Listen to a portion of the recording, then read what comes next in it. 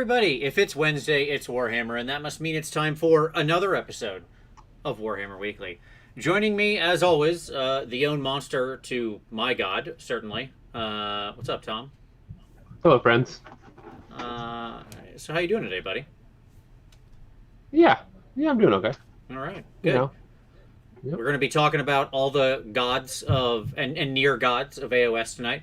We're going to be giving them a little rating as to whether or not they're worth their power, and so on and so forth. We'll talk about a little bit of them in the game, where that's appropriate, where they have in-game stats, or whether or not we think they should be if they're not, or what we think they might look like if we think we'll eventually get them. So that kind of stuff. That's what we're going to get into tonight. But first, of course, we've got some news. What's up, man? That's your part. So we have a rumor engines. They're all over Right. here. Look at them all. Yep. Look at all of those rumor engines. Other side, Tom. Other side. No, actually, yeah. There you go. Now you got it. Yeah. Now Yeah. you got it. Sorry. Yeah. What can I say? Absolutely. Um. There's a lot of them. One of them is a thing we've already seen. I don't know Yeah. what original numbers they were, but this one down in the corner is just the same thing we've already seen of the Slaanesh Twin Soul. So that's Yep. cool. Fine. 16 is the Slaanesh palanquin that we're gonna get. I don't know. No, they're not in number order. Do you mean this thing though, right? Oh, yeah, the one next to 15. Yeah, below that's 16 22. right there. You see how it's not the 16th yet, Tom? Do you know how an Yeah. advent calendar works? I mean, You whatever. see, they each correspond to a day in the month of December. You see, as we open little doors and find a surprise. That's how this works. Yeah, I know. Okay, but yes, I It's agree. been a long time since I've had my own advent calendar. I understand. Yeah, I completely agree. This one down here is 100% like the yet to be revealed Slaanesh palanquin centerpiece model, big dais, golden throne, Xerxes thing, whatever it is, that thing that was in the background, right? Yep. So yeah, 100% that's what it is. It's so obviously that.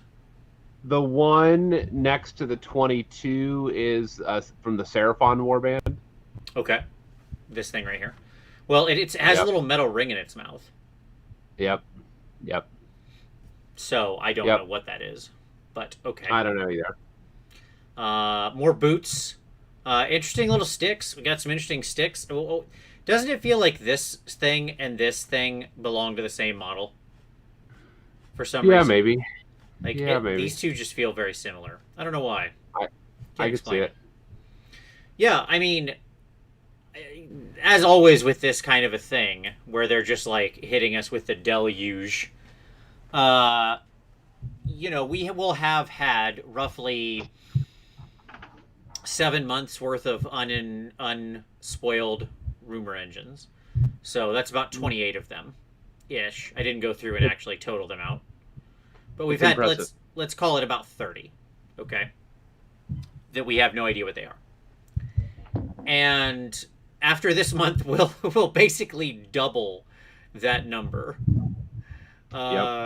So we will have basically something like 50 rumor engines that we don't know exactly what they are. I mean, again, I imagine a couple more of these will just be other Slaanesh things that we'll find out pretty quick. But that's quite a lot. Yep. It's quite a lot. How Yep. backed up are they because of COVID is the question. It's worse than them eating a pound of cheese. They are way backed up. I tend to agree. There's just so much stuff we haven't seen. So, yeah, who knows? I'm excited for whatever the heck all these things are. So, great stuff. I like little bottles and weird sticks and cool boots. So, I just like new models better. yeah, well, obviously. But, that's not we're not getting any more of that this year, Tom. We gotta put that away. It's December now. That's all right. I Come know. January, we will return as they We'll hit see all us that. again. Beautiful Slaanesh models. Yeah. Oh yes. Yes. So, there you go. That's that. Okay, cool. Neat. That leads us to the next news item, which I think we all know what it is. It's what we all came here to talk about. Okay, talk about Slaanesh, Vince. That's right. Boom! So, and further proof of just how screwed up their release schedule is, the Agents of Chaos and so on and so forth book, went on pre-order in other places in the world. And in the U.S., I don't think we get it on pre-order until this Saturday. Right. But the point is the new tomes. So you got each of the new Warcry tomes, one for each Grand Alliance. We talked about those a little bit last week. And then the Tome of Champions. So we saw the speaker. They gave us the full view of that model. That was the one in the background doing the Captain Morgan that we had called out in the Slaanesh reveal video. We found that one originally, and they revealed the whole model because they said, hey, it's going to be in upcoming Agents of Chaos. Mm-hmm. And then we also learned that, of course, all the rest are going to be in there too, because my feeling is this army was supposed to be out now. Like, Warcry was always supposed to release here, right? Yep. Because the books are probably on a different shipping schedule than the models, given where they're produced, right? Yep. And so they had their hand forced when people started sharing the images from the Agents of Chaos book of the new stuff. And we saw that not only we had called the Archer unit. I just want to shout out Tom here because this was all Tom. In that original video, I didn't see anybody else talking about the Archer. But when Tom and I were looking over the photos, he's like, no, look in the far right corner. He's doing some Blade Runner Enhance stuff. And there's this one little recurve thing in the corner with like a hand over it. Yep. And Tom was like, Archer unit. There it is. And sure enough. What I didn't see coming is that one of the Archer units are going to be on Seekers. That's right. Yeah. That's what I did not call. Sure. That we wouldn't also get mounted archers. Yes. Right. So yes, we've got the Blissbarb archers, the foot archers. We got the Blissbarb seekers, which is the same thing but on Licky Tongue mounts. You've got the Slick Blade seekers, which are a new melee unit, melee cav unit, I guess is what we'd say. And then the Slangor Fiendbloods, which look very much more like Minotaurs, more like bulls, which is fantastic. So we basically have a Marauder-esque unit, like an Acolyte Marauder unit. Yes, sure. Like the archers, the Blissbarb archers. Yeah, sure. It's the equivalent of our... What are you saying? I'm looking. No, I guess not. So we just have an archers unit, then we have basically two more seeker units, and we have the Fiendblood, the Slangor. Yeah. One has to assume the two seeker units is a dual kit. In fact, I would argue they took the same picture of this guy, like this is the same fig, right? You can tell it's a dual kit because look at the positioning, look at the shoulder pad, right? And the head position. Like, obviously, this is the same kit with different options, and in one, he's got his arm bow, and in the other, he's back holding the thing, right, when you attach a different arm. So, clearly, we'll get a new Seeker double kit, and then the new Slangor, which will probably be 3 wound guys, just based on what their Warcry stats are, because we did see their Warcry stats. Yep. And they have the equivalent. They'll either be like 3 or 4 wounds, somewhere in that range. I would bet more on 3, but they have the same wound count in Warcry as like other Zangor Enlightened and Zangor on Disc and stuff like that. So, yeah, it's interesting. But also that takes into account like high saves, right? Sure. Yeah. I mean, there's where you get your sort of wound count in Warcry is not always a direct, 1-to-1, right? Right. Because otherwise, the Storm Fiends that you can play in the game would have like 60 wounds, or something crazy. Yep, they have a lot, but not that much. Sure. So that means that we basically have the Archer kit, and as far as we know, there's no duel to that. There's no second half to the Archer kit. Right. We have a new dual Seeker kit. Yep. We have a Slangor kit. Yes. We have the derpy pain guys that have been revealed in the video. So is this what you're aiming at? There are 11 new kits for Mortal Slaanesh. Is that what you're aiming at? Yeah, I was just trying to get an idea of boxes. Sure. So you've got okay, so here's your boxes. You ready? We got a new wizard revealed. What you don't have up here is the new wizard with the boob window. Correct. The speaker. I got revealed earlier. Yes. Mm-hmm. Here's your new kits. Yep. Dual kit, one kit, 2 scrolls of the Painbringers and the Twin Souls. Dual kit of the Blissbarb Seekers and the Slickblade Seekers. So again, so now we're 2 kits, 4 scrolls. The new archers that are on the screen and the new Slann Gore that are on the screen. Okay. Yep. The Lord of Pain and Sigvald. Right. Well, both will be new individual heroes. Right. Yep. The Palanquin we haven't seen yet. Okay. Yep. The Dire Chasm guys. I don't know, whatever. Yeah. Right. The non-hero unit. Right. Exactly. And then did I get everybody? That's so disappointing that they're a non-hero unit because they're wonderful sculpts, and I just don't see that they're going to get used. Why do you say that? I don't know. We can talk about it, but I don't know. Like, they just don't seem real compelling as a unit. So. Okay. All right. I mean, I am obviously very excited by these new kits. No, the Dire Chasm. Sorry, the Dire Chasm, like the Dire Chasm minis. Yeah, that 4-unit non-hero. Yes. Okay, continue. Sorry. I mean, I don't know. I like them. I like them aesthetically. Mm-hmm. What I'm saying is that the way that the army functions, assuming that it's still going to run on depravity in some sense, with like a 4-model unit with no heroes. Yeah, sure. With no heroes. Sure, yeah. I get it. Yeah. So, but 11 new kits, which the answer is, or 11 new scrolls with, obviously 9 kits. Yeah. So what that tells me is, great, we're definitely getting a book. Yeah. This isn't a Broken Realms update. Yeah, we've said that for a while. A new book is certainly coming. There's no question about that.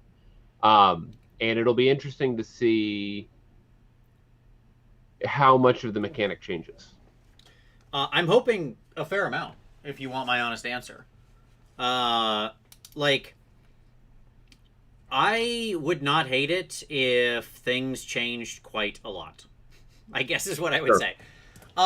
The thing that they should definitely keep, this isn't a Slaanesh show. I mean, we'll do a prediction for this at some point in the future. But here's the thing, I'll just give you my quick rundown. They should still have some kind of summoning. We'll see what that means. They should have the 6's double tap thing, right? Everything in Slaanesh is 6's double tap. I mean, should they, or should it just be neg 4 Ren? That would be way better. Yes. No, you're right. Are you asking me to write my perfect book? It would be that. Right. You said double hit, and the question is, well, if we're going back to the new book, then why don't we just go to the 40k neg 4? I would give because I would do that just to Daemonettes. Is the answer. That's fair. So the generic rule would be 6's or double taps, and how do I fix Daemonettes and make them actually worth it? You give them the 40k rule, where a 6 to hit is neg 4 rend. Right. Or in this game, I guess you'd have to shoot them up to neg 3. I don't know. We probably can't do neg 4 because we're all scared or whatever. But I think it'd be amazing to just have them actually have some kind of purpose. It'd be really great if there are 2 battle line sort of units in this whole game, despite all of my armies, that I actually own more than 50 of painted, just because in most cases I don't tend to paint a lot of, regular average people, the regular average boring things. And those 2 things are clan rats, of which I have 150. And Daemonettes, of which I have 70. And I would love it if I could actually use those Daemonettes in some valuable way. Will depravity stay the same? Sure, depravity is a good idea. It just needs to be like, is depravity a cool concept? Yes. Is it very poorly executed?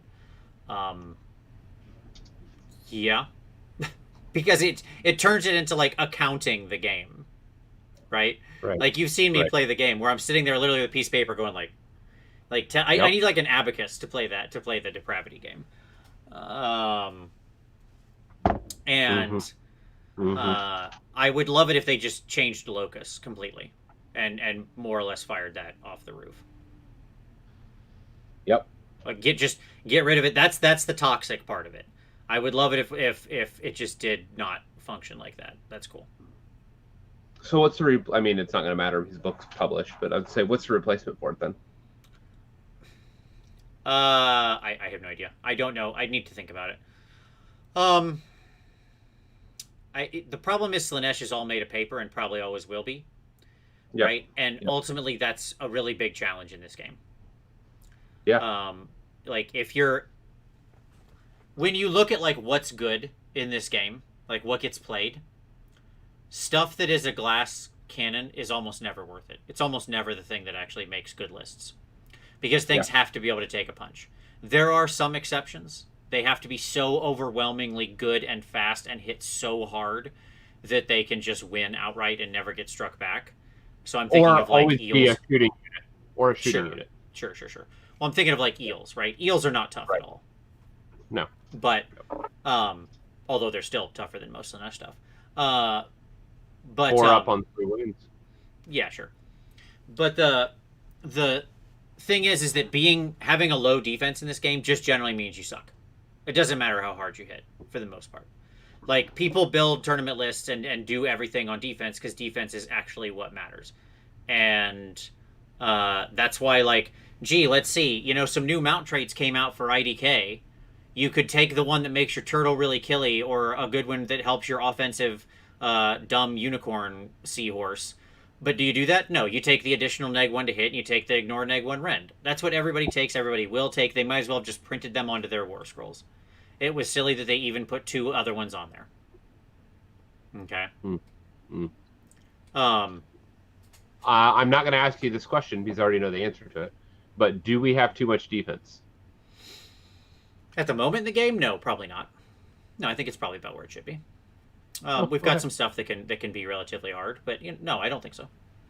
Oh, okay. I think that like I'm okay with this. I would love it if the Slaanesh Locust was just one of like Exalted Frenzy, right? One that drove them into being better at offense. The problem with that is that if you don't have some kind of always strikes first nonsense, like you're going to get in with one unit and then the next unit you never get to fight with the second one because they become a red mist when you alternate activations, right? Yep. So, you just got to navigate those waters.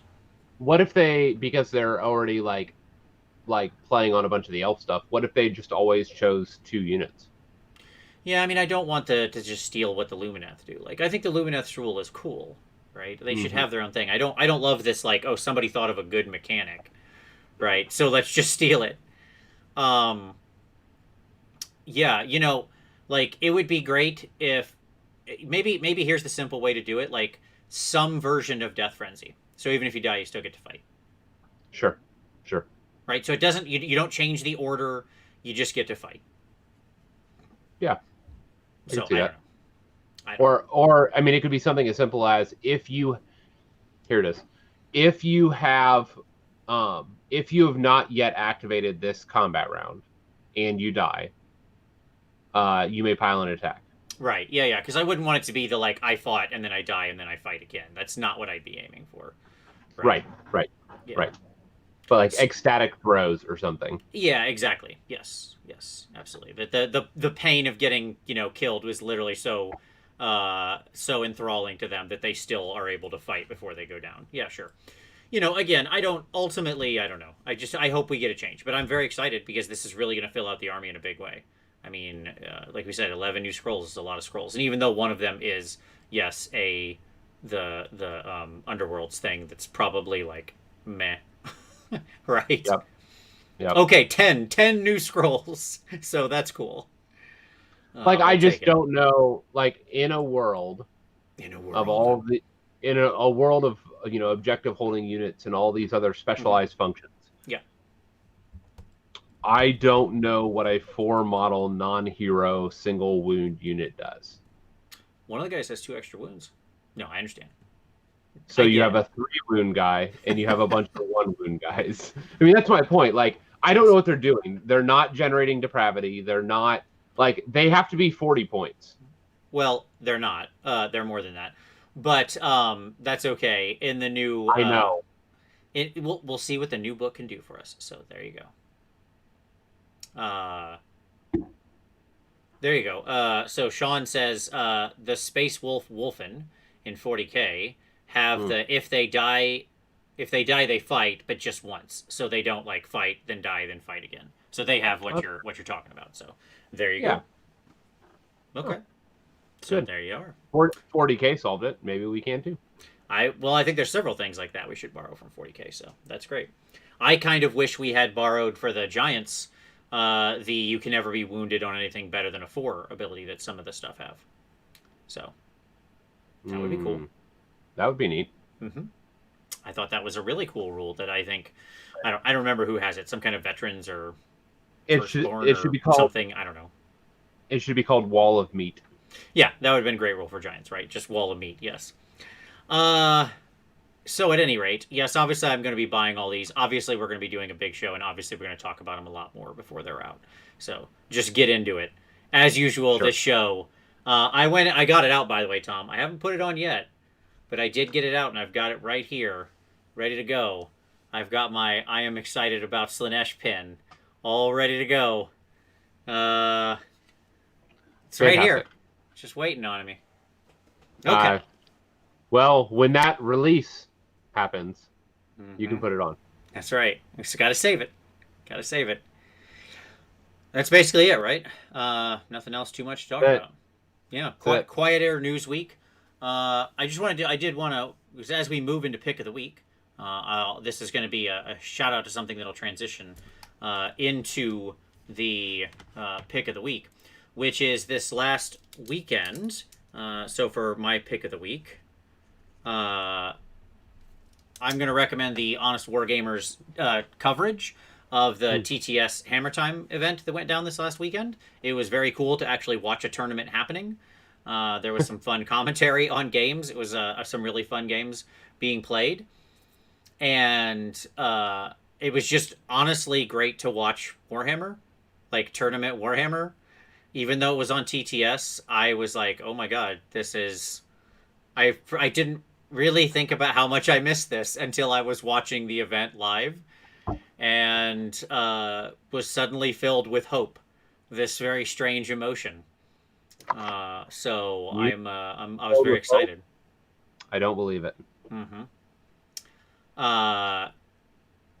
Yes, I guess we didn't talk about that. That did happen. 100 points for Shadow Stalkers, Tom. What do you think? I'm a buyer at 100 points. I am as well. They're really good. We'll talk about them on a future show. So there you go. Yes, 100 points for unit of Shadow Stalkers. I think they're really good. I think you should take them in 18, and I think they're a good hammer.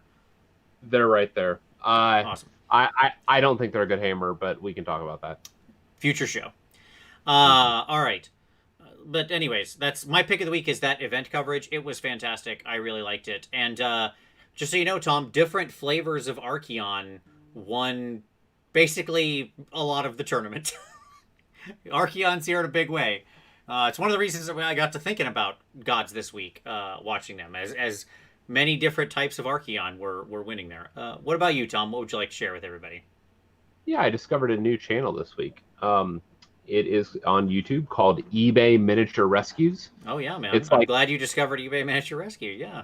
It's like right up my wheelhouse, and basically the dude is buying stuff on the cheap on eBay, and then basically like salvaging them, going through the restoration projects, and he does it like the HGTV home improvement projects. Like his cuts are like, and this is what we had, and we're just gonna throw it in here, and like it shows like 7 seconds of him working, and then he jumps back to talking to the camera, and then back and forth. So everything's really well edited, and it's just super engaging to watch these models be given a second life.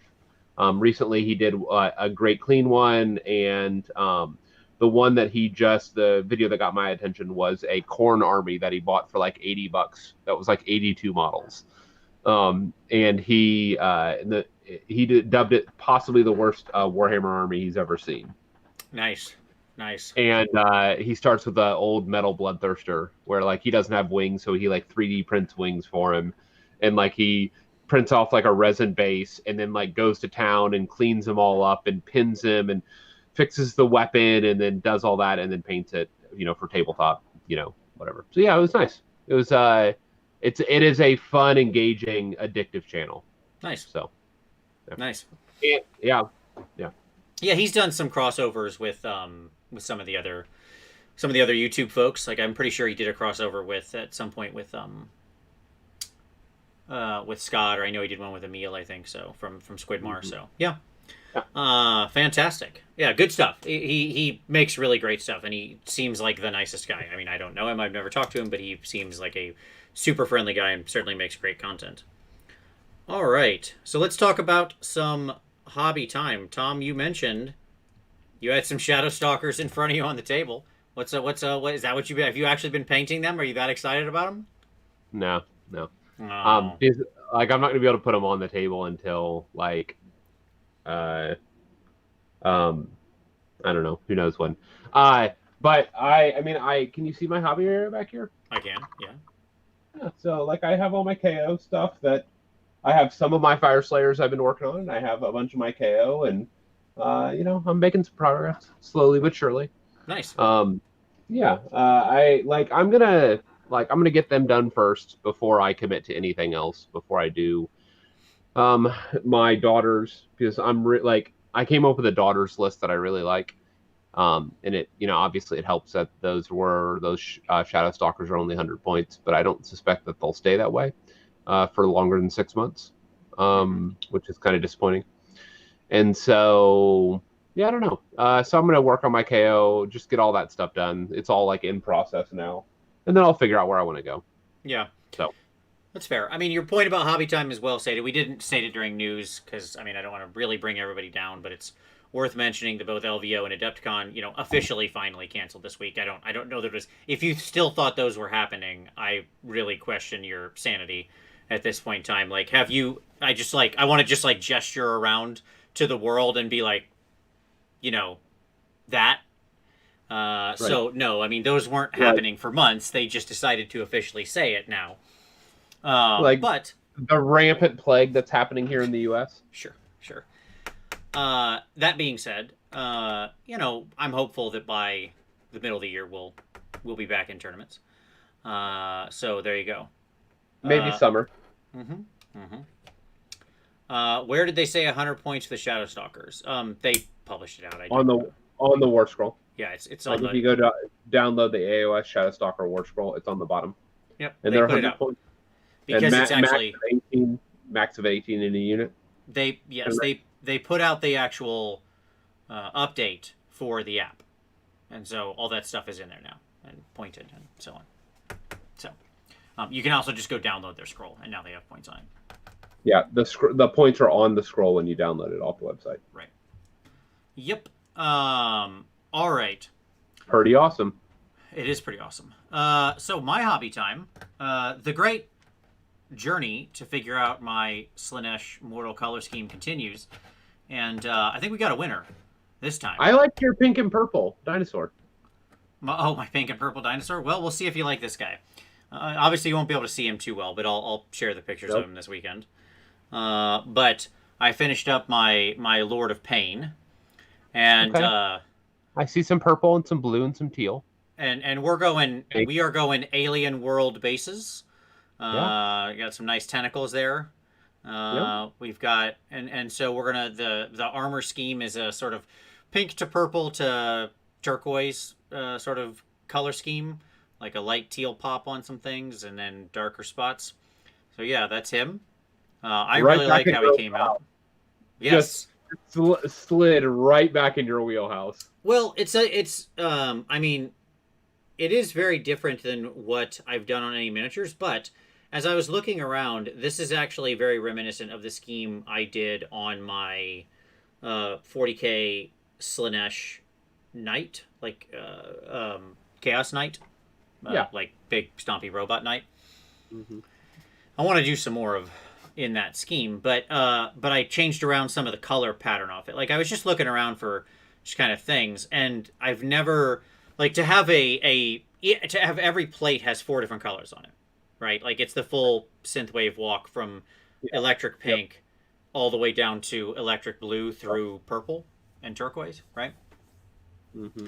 And I realize that's really what, like that's what Slaanesh is all about. Let's be honest here. That's the life we've got to be living. So, I'm really partial to Chuck Slaanesh. oh, Honestly. the like white, sort of everything faded out. Well, like he didn't fade it out. I may not do that, but like the white, purple, gold, like royal look, like the excessive, like outrageously royal. I might do that with like dark skin. Okay. So do like a deep tan skins, with whites, purples, and golds. Fair enough. So, at any rate, I'm excited about that scheme. I like it, and I'm excited that you have. And yes, Slaanesh does equal synthwave. I was like, look, I just need to lean full in, go hardcore synthwave, and then it'll still kind of look like it belongs with the other stuff, but it doesn't have to match perfectly, and I don't care. It'll be close enough. It'll have a completely different basing scheme. So, well, you just have to redo your city, so that like the second half of the board is just like the edge of the city that drops down into like mutated chaos ground. Mm-hmm. And so then you have like a raised flagstone city edge and then chaos fields. Right. Yeah, and then you just put your models appropriate on the board. Sure, in the right places. Yeah, I get it.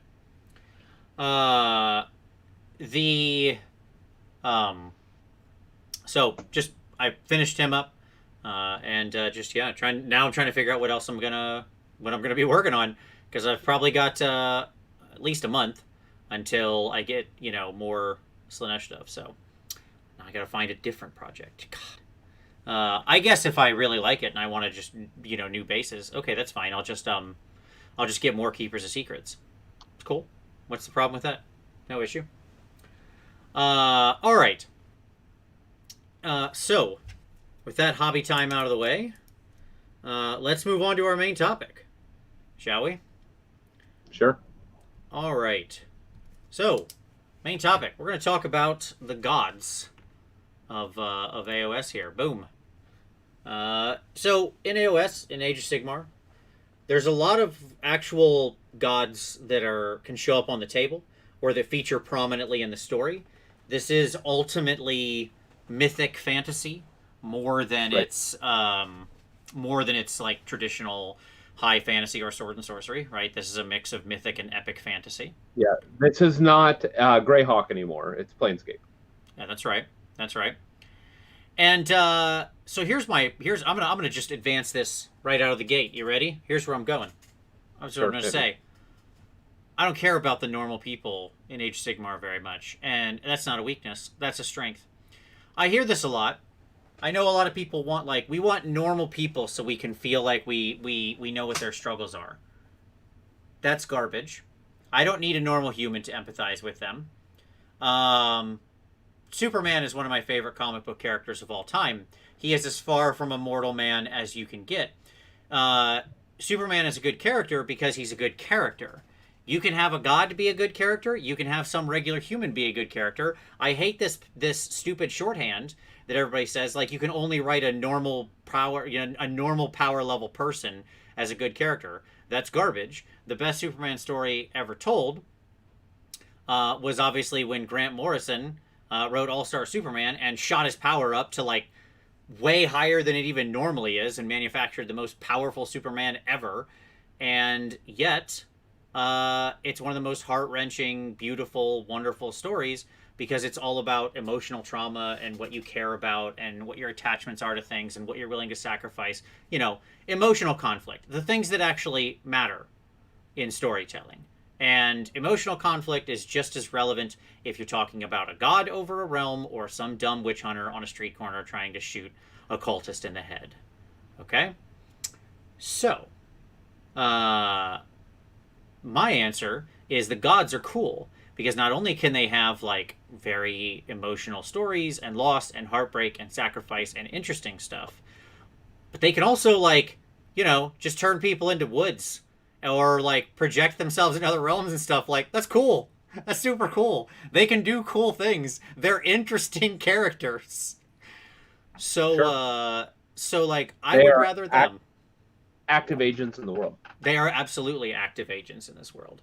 Yes, I Well, agree. most of them. Well, we'll talk about that. Yeah, that's what we're gonna get into. Yeah. So before I rant anymore, Tom, what's your feeling on the Age of Sigmar gods? I just don't know. I don't know what any of this means.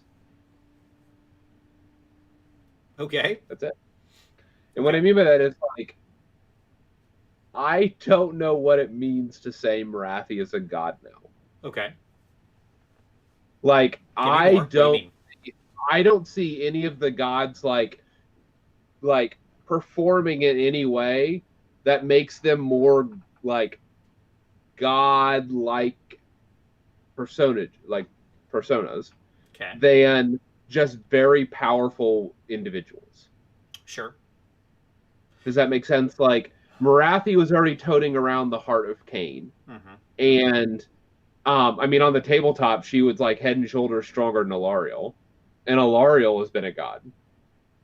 Like, so I don't know. Like, I don't know what it means in world for these individuals to be gods. What they actually have control over. Like, seemingly they have like influence in certain realms, but they're not tied to realms. So like, Sigmar seems to have Aesir, but like Dracothian is kind of there too, apparently. Who's more of a god beast? But sure, I understand what you mean. Right. Or we have like, I don't know. Like, I just don't know what it means for them to be gods. Okay.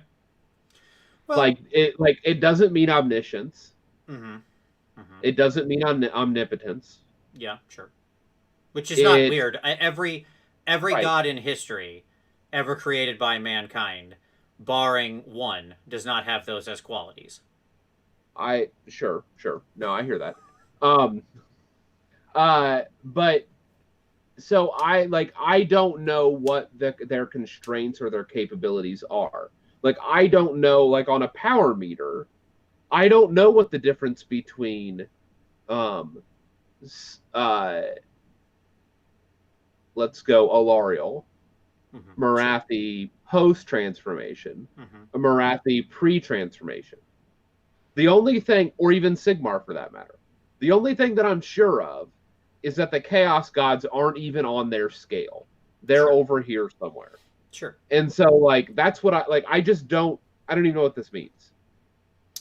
Yeah, I don't know. Like, I've heard Doug on, 2+ stuff. I've heard him talk a lot about how he wants to see godhood more well-defined and understand what that means, which kind of feels like what you're pushing on. Yeah, and my answer is, nah, I'm good. Like, and I'm that's good. fine. What does it mean? It means they're gods. Like, it means what you think it means. Do they have a powerful. God card? Absolutely. They're in the club. They can roll up. They flip open their wallet. They're like, gods, I'm good here. I'm in this club. They get access to all the sweetest clubs, free bottle service, right? Like, it's what you expect. No, I mean, what does it mean? It means that they have power to make their will manifest to some degree or another, right? Especially within their own realm. Like, I don't need to go read, and I'll since we said this is Planescape, here's what I'll say. Within the realm of Planescape, right, there are like lots of deities and near deities, right? Like, they're falling out everywhere, okay? Sure. And, like, literally you can go hang out with Zeus or Lathander or Sheila Pennyroyal or whatever. Like, these are visitable people, right? Yep. And what defines them is a realm, like a domain. Sure, to some degree. They own, I mean, not all of them. Not all gods have that level, but yes, sure. And yes, in D&D, there's this concept of, like, lesser, intermediate, greater, or dispossessed, or whatever. Like, they have all these different levels that gods can be, but I don't need to go read their stats. I just get it. They're very, very powerful. How exactly powerful? More powerful than you. Like, that's the answer in the game, right? Sure. Like they'll kick your teeth right down your throat if you decide to mess with them. That's how powerful they are, right? And that's kind of what it feels like to me here. And so they're like, yes, your main core is like an investiture of the winds of magic, right, of the realm. Clearly, that's not the only path in here, right? Like as Morathi just proved. Right. Right. So, like, and the reason why this gets me is I think about the Fire Slayers, right? Grimnir, like their god Grimnir. Sure. Which is like in gold, yes, scattered throughout the realm. Mm-hmm. Like that's the lore, and they're trying to like reassemble enough of Grimnir to like, I don't know, have like a. No, they have a underpants gnomes plan. Okay, step 1 is find pieces of God. Step 2, step 3, Grimnir. That's their plan. It is the least thought out thing. Yes. And they like use that god in the middle, like they pound that god into their flesh. Sure. Yeah, I don't know. Like I don't know what we're talking about. So, like I can talk about the gods abstractly, right? Mm-hmm. But like I just don't. So, like, let's talk about this. So, like, Grungy seems to be hanging out. He's around somewhere. He's never... Yeah, I mean, he disappeared. But yes, he's around somewhere. He never died, if that's what you mean. But, right. He never died. And he's, like, commissioning people on quests for the Spear of Lamentations and stuff like that in AOS lore. So, like, he's functioning. He's doing things in the world. Yeah, or at least he had. He had done things. Yeah, he had. Like, he's doing it in the AOS world. Yep. But he's a god. Sure. Like, what's he doing? And that's, I don't know. Like, so is he just a dude? Are we just talking about powerful mortals here that basically are not mortals anymore?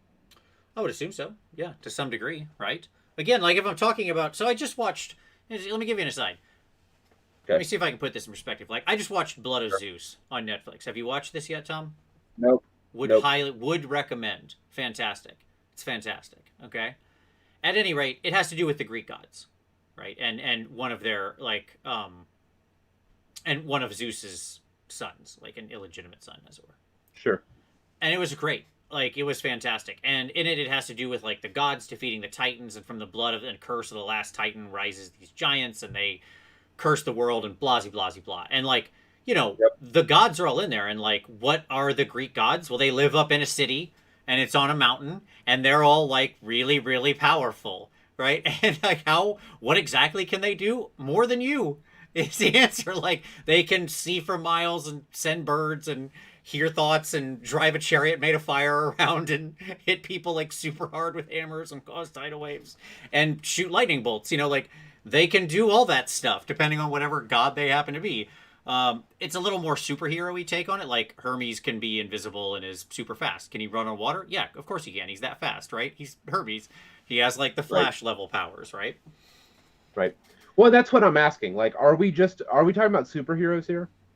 Yeah, sure. But the very upper echelon, they're cosmic heroes. So they're like tier 5 mutants. They're cosmic heroes. They're cosmic heroes. Well, anytime Magneto is like whatever you're talking about, that stupid rating system that mutants have. He's not immortal. Like, that dude gets older. But no, like once you develop your powers, like if you can do atomic manipulation is the key, then you become immortal because you can manipulate your own body. Like eventually, like that's the tier we're talking about. I'm not sure Iceman is then falling in category, but this is going to take a turn. He actually is, and that's what we found out like later in the 2000s when I stopped reading. Anyways, so I say all that to say, like, I think, like, when we're defining this, it seems like what we're defining powers, like sentient powers that have like control at minimum over themselves to some degree. Grimnir is an exception to this, and that they can influence the world around them and invest some of their power into others. Yes. Right, like that's also part of this is the ability to offer others an investiture of your power without a diminishment of yourself. Right? Yep. So, okay. Yeah, but by that definition, as Jose, I think, has just pointed out, like Archaon is really on the border of like a god. Oh, well, we're going to talk about him. Don't worry. Yeah. Yeah, Okay. he's coming up. He's coming up. Okay. Okay. Let's see. I'm looking at. I'm just catching up. All right. So yeah, to me, they're just really powerful people. I'm watching your comments there, Nick Stockton. I totally think that it's a good analogy to Planescape, but I'm interested why you don't think it is. At any rate, let's talk about them individually. Okay, let's start out here with and here's the things I want to touch on with each of these gods, Tom, or near gods, okay. right? Okay. Okay. Yep. So one, what do we think of them narratively in the story? Like, are they cool? Do we get good stories with them? Like, are they narratively interesting? Okay. Two, if they have game rules, how good are they? Right? Like, so just we'll talk about their quality in game if they show up, because a lot of these do, not all of them. Three, if they don't, should they show up in the game? Okay, and then what do we think they'll be? Right? And then and then a catch-all of like whatever, anything else we want to think is interesting with them. So let's start out at the beginning with Alarielle. She's been up on the screen the whole time. What do you think about Alarielle? Didn't even notice. Alarielle. Sorry. Yes. What do I think in game, or what do I think in lore-wise? Well, let's start out narratively. Yes, her lore, right? Like Alarielle's story. What do we think of her narratively? That kind of thing. I think she is lackluster. Okay. Tell me why. Narratively, she's functionally only served as a damsel in distress, mm-hmm. or an ally, when they needed a fall person. Mm-hmm. Like that's what we saw in Broken Realms. Like Morathi needed a fall person, so she's like, "Hey, how about you come help us with Sigmar? Open this gate in your realm." Sure. I don't know. Like I have been like, she's in her war aspect, and she's not going to war. Okay. Yeah, I mean, she's an interesting case because I think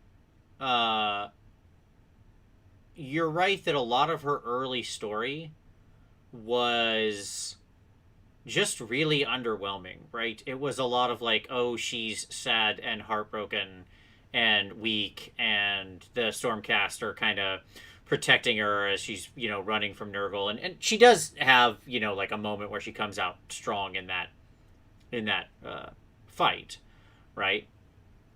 But toward the end of it all, obviously, when she sort of fully ramps up. But oftentimes she just ends up feeling like I don't even know how to say this, like a background character, right? She doesn't seem to have the same agency or depth that we've seen with other people. She has no motivation in the world. Right, other than like I like trees, stay out of my realm. And yet at the same... Yeah, go ahead. She's reactive to everything. Right. Like, I want to see her retaking space. Yeah. What I mean by that is like, we talk about like Nurgle infesting. Yep, sure. Like, I want life to explode. Mm-hmm. Well, that's, one of the things that was cool is they talk about, if you look at the stuff that's been written about the early, the Age of Myth, right? One of the reasons that you can live in most places in the realms, in the center of the realms, is because of Alarielle. Right? Because she literally walked around the realms and bloomed life everywhere and turned these harsh magical scapes into like life-sustaining things. Now, they're still influenced by their realm, right? But the reason you can live in so many places in Akshi, in the Realm of Fire, is because she walked around and sowed life into everything, right? Yep. So, I mean, it's cool that she had such a hugely formative element in the early part of the realms, but then since the Age of Chaos, she just doesn't do much. And it's a shame because she is a really cool character, right? As the head of the Sylvaneth. And yet what she ends up often having to do is like just work on keeping the peace between her own angry tree people and her other allies. Which, by the way, could be a really cool story to explore at a deeper level with her. The fact that she has these children that she can barely keep a handle on, right? And not only that, like that there seems to be tension within her ranks. Right. Like Doug did an excellent video. Did an excellent video a while back on Alariel. And if you watch his sequence of Alariel videos, I've talked about this a little bit. It seems like narratively they are portraying her as like a post-traumatic, like she's a survivor. Is the best way that I'm going to articulate it. And because of Nurgle's like how he has infested and abused the realm is the best way to kind of describe it. And like I want more of like a Jessica Jones story. Sure. Right? Like yeah. I want her, like I want to see her agency. I want to see her come out and do some work. Right. And we just haven't gotten that. Yeah, I agree. We should mention her in game. And hold on. And so I say that, sorry, like I was going somewhere with that. Is that like there seems in the midst of this trauma, the Kurnoth arrived. Like they popped up and there's a mystery as to like where they came from and how they relate to the other children of the forest. Because they're not like on the same page. The Kurnoth hunters. And so they and like there seems to be something going on there in the lore. And like none of that's ever been touched or explored and so even tensions amongst her own people seem to be a real thing that needs to be dealt with. And that's a great story I would love to see explored. Yeah. All right. I think that the Broken Realms represents like a real opportunity for her. I'll just say that. I hope so. Yeah. Okay. Let's talk about her in the game. Is she the worst of all the gods with rules? Yes. Or near gods? Yes. Like, let me just say this. The rules are written to her narrative characterization. Sure, I suppose. Yeah, I mean, like, in the game, she's terribly depressing, underwhelming, rules-wise. You look at what reason why she went and just slept for an age. Sure. You look at what you're getting out of that same amount of points in almost any other, god or near god we're going to talk about tonight, and it's just, I mean, it's not even close, right? Yeah, I mean, she's bad, like, real bad, and it's a shame. There you go. I don't know what else to say about it. We've talked Alariel to death, but she is bad in the rules, and like that's not great. So yep. Hopefully, I wish she were. Yeah, I'm hoping Broken Realms both somewhere in here we get a really good story for her and a new war scroll for her. Yep. We can Broken Realms could fix everything with Alariel because we could get some really good story that gives her some real like agency, some real what do I want to say, like impetus for why she's doing whatever she's doing. Yep. And I want to see her schemes and her plans. What are her dreams? Yeah, sure. 100%. And we're going to talk about gods where we know that quite well. Their failings and their stuff like that, where they're interesting. All right. Cool. Right. Okay. So that is Alariel. All right. Let's go to the next one. Let's talk near god. Yep. But he's next. That's right. It's Archaon. An original human. Are you going alphabetically? Not completely. Just it happened to be in this case. Yep. Some of them are like these two just happen to stay alphabetical. Yep. Archaon is still mortal somehow, right? Yep. Despite the fact he's at this point many thousands of years old. Yep.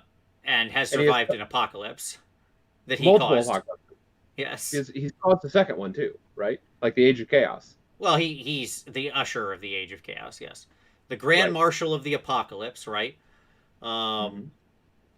Empowered by all of the Chaos Gods to some degree or another. Yep. And yet not actually a god, but certainly on par, if not greater than many of them. Right. Like he could certainly match, power against most of the manifested gods. Like if Right. that is to say, like if you put him up against Teclis or Alariel, and I'm not talking game rules right now. I'm just thinking like narratively, right, in the world. Yes. Yeah, I don't think you would necessarily bet on any of the gods to walk away from that fight, right? Right. But theoretically, this guy can be this thing. What Archaon is, theoretically, he could be killed. He could be destroyed. Maybe. Sure. To me, that's like he has steadfastly refused to ally himself with any god, and you always get the distinct feeling that he hates the Chaos Gods as much as he uses them. Yeah. One of the reasons I'm a stand for Archaon, just to talk about him narratively, is because I think he's a actually very interesting character. Right. Whether we go back to his role in the end times, or just actually doing things like you read about him in the stories where he pops up in Sigmar, he's generally a character that always feels like it's got this interesting emotional turmoil into what he's all about. Like that he's been driving so long at something, and he isn't sure even what the end of his own road is, or that he wants to be on it, but it doesn't matter. This is where he is now. This is what he's doing, and there's no turning back from it. Mm-hmm. So I don't want to say conflicted, because it's not like he feels. I don't feel conflict in him. It's more that it's just like he feels like somebody who's gone a long way in his career and now doesn't know how to do anything else anymore. So I think he's just actually a super cool character, and I like seeing stories from his point of view. That's what I'll say. Agreed. So here's the question: what is his end game? Sure, yeah. What does Archaon ultimately want? I mean, Right. we know that yet again he seems to have this desire to destroy, all of civilization and bring everything to heel, right? It seems like his goal is to end existence. Because Right. originally that was his goal in the end times. Right. Like he won. He wanted to unmake everything. That was the goal, and yet he wasn't released. Right. And so it's really like, I think he wanted, like, there is a sense in which he wanted to unmake everything and bring everything to an end. And he did. And then now it feels like he is trapped in this perpetual cycle of destruction. Right. As an agent of destruction where there is no end for him. And so my question is like, what is his motivation now? Well, I think that's exactly what I'm pointing to, right? Yeah. Like for example, when you read in Wrath of the Everchosen, because you get some areas from his point of view. It's more from Catacross and the dead people, but you get some from his point of view as well. Yep. And when he's going to free Slaanesh, he's just there because you almost get this sense of like, oh, this is what I should be doing because this is what I have to go help this stupid Chaos God, right? I don't want to do this, but fine. I'm the only one who can do it. All the rest of these, everybody else and everyone else is worthless. And, he's like, fine, I'll go in there. I'll start snapping these chains. And then he gets the ping from the Eye of Ed Sheeran or whatever, right? That, he needs to go back to the 8 points because Catacross is screwing around in his territory. So he's just like, and then he leaves and, heads out and takes his forces and goes back there to deal with that. Shows up, beats the crap out of that guy, and then, just, okay, fine, I summoned that, or I fixed that, right? But he always just feels like he's running around doing the errands of chaos, and he's never happy about it. I would love... So there used to be an old Chaos God that was like black and white. Was it... it wasn't Moloch. It was... Malice? Malice? Somebody will say it in the comments, so... But I think that like he may have been the god of like hatred. Do we have a god of hatred? I mean, I don't know that these gods actually match to anything. Malal. Malal, is that hatred? I don't know. I do Um, not know enough about that god was not part of the pantheon when I started playing, so I don't know. But yes, I people are just saying that. I wonder if I wonder if the end game is him becoming some type of avatar or incarnation of Malal. So Well, not that Malal guy, because in I'm pretty sure they got rid of him for reasons of IP and trademark stuff. So sure, but like so he was in the lore, he was like a renegade chaos god who had turned against the others and had kind of dedicated his own existence to their destruction. got it. And so it seems like it's like the chaos turning into consume itself type of idea. Sure. And like he just seems like the perfect candidate for that. No, I agree. I would love to see a story on a long enough timeline where he destroys a chaos god or something, right? In whatever way that means, right? I Yeah. imagine the chaos gods are eternal in some way, but I would love it if he destroyed one in whatever temporary way that means and forced it to be reborn into a new form or something like that, right? Yeah, because like so Malal's like hatred wasn't his thing, but like destruction was. And so for him, it was destruction even of oneself and one's own like soldiers and agents. Um, in that like, and again, he hated the four chaos gods, and I just wonder if he is not embodying the spirit of that in what he's doing. Uh, Um, he definitely isn't a big fan of his managers, yeah, right? Like he doesn't. sure. He uses them because they provide him that they are simply the best vehicle to his goals, right? Right. Which is the destruction of all of this stuff, all of these sort of living things. They're either brought to heel to his side or destroyed. That's it. Those are the Yep. options, right? Um, so at any rate, yeah. Let's talk about him in the game. Sure. Okay. As I mentioned, like the top 3 lists or something out of this last week were all Archaon lists. He's amazing in the game. I absolutely love piloting him around, and he is, I think, the best god or near god right now. Like he's a powerhouse on the table who is He's good in any number of forces. Like he has at least 5 armies he can be good in. well, and I think you know why that is. Because he's Keyword. yeah, because of keywords, sure, yes, Keywords. Like because he plays in everybody's rule sets. right. And Because he's like, mortal and demon and heat knight and all 4 of the chaos gods and yes, like if there's ever a question as to how to make things work, keywords are the secret. mm-hmm, mm-hmm. Like they really are, and they always have been. Which is why like the Chaos Gods have traditionally broken some of the composition rules for synergies and stuff like that, is because you're able to back in and sneak in keywords into allegiances that may not normally have this. Sure, yeah.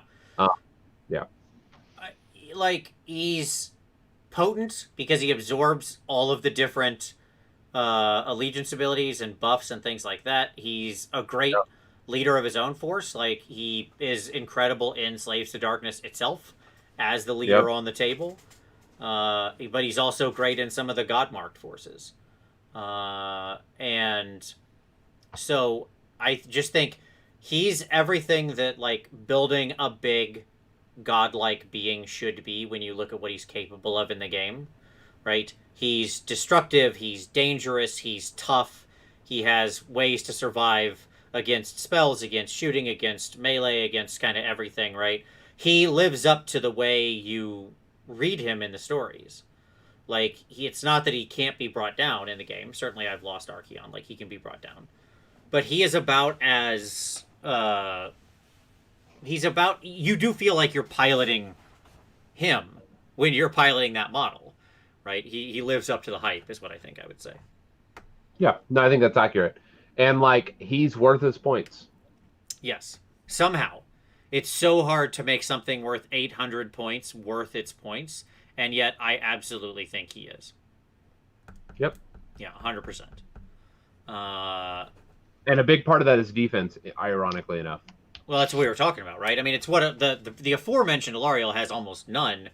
Archaon has defense falling out everywhere between a good save and a way to stop mortal wounds and a way to shut off spells and making Reroll people who sixes. attack and reroll sixes, which is just, actually on the sly one of the most powerful things you can have in this game, since so many special things trigger on sixes. Yeah. And expect you combine that with minus to hit. Oof. Yeah, sure. Which is why, and one of the things we saw this weekend was just how scary he is in Tzeentch, when, because he's a Tzeentch demon, he just has now a built-in neg 1 to be hit in melee, right? And then also could easily have things like Geminids wheeling around, right, or whatever.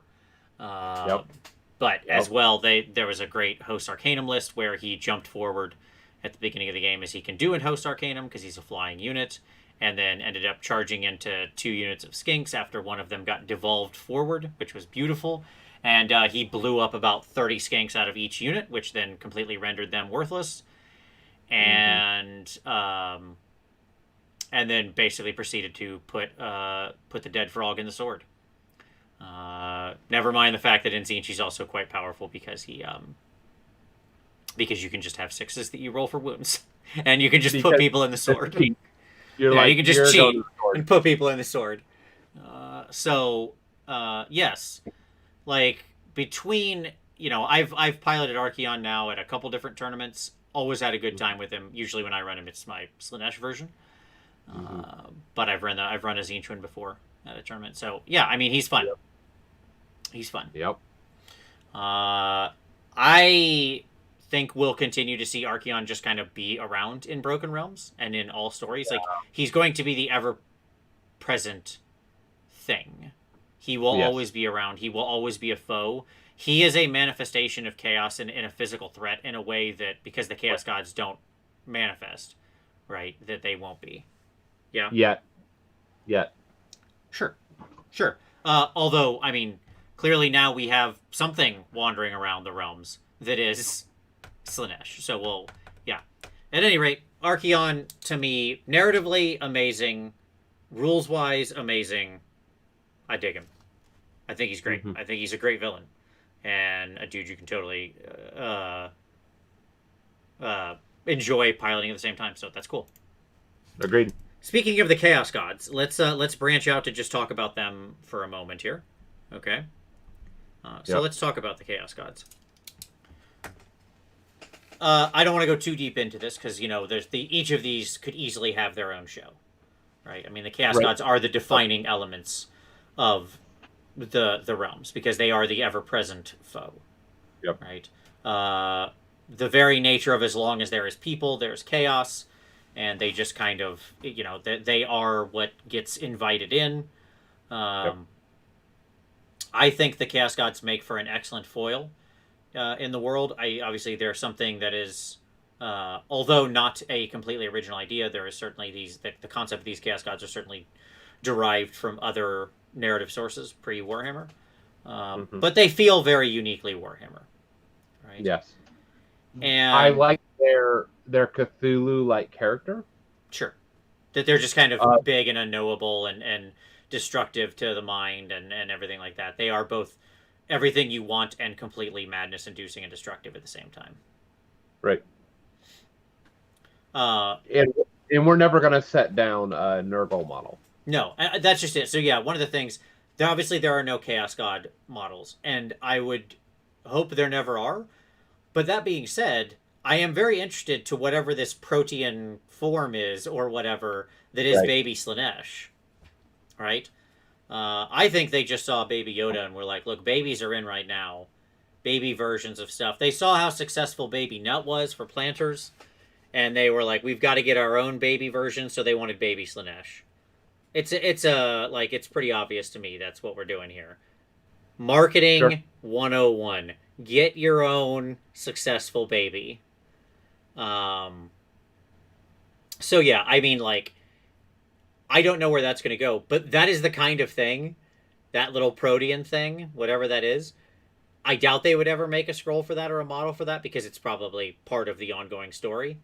But at the same time, so like if you ask me, I'd say 70-30 they would never, 80-20 they would never do it. But if they did it, I'd be like, yeah, okay.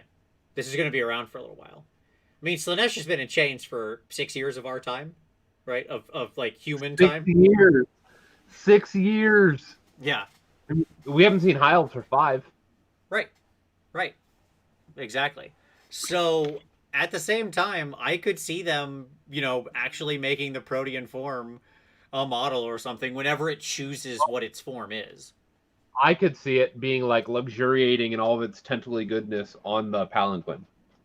Sure. That's what they're carrying around on the palanquin, the little Protean form. Yeah. Whatever it's fine, whatever it's, because it was, as they describe it in the story, it's like hunting about and searching for what its actual form will be, right? Right. Choose the form of the destroyer, right? So like I'm hoping a Slanesh person thought of the Stay Puft Marshmallow Man. I think that would be really great. But yeah, I think that would be really fantastic. So and it would be cool because it's interesting if Slanesh actually stays locked up for some time, but has this other form Agent. This other interesting agency, right? Well, we've had like in the sub factions, right, of Slaneshi followers, like one of the sub factions are claiming they are Slanesh. Yeah, sure, the like pretenders.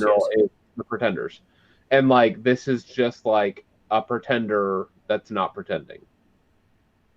Yeah, absolutely. Yes. So I'll be interested. This is not the Man of Steel or the Boy Wonder or any of the false Supermans. This is like black costume. Black suit Superman. Black suit Superman, right? Yeah, absolutely. Yeah, absolutely. It's a great reference.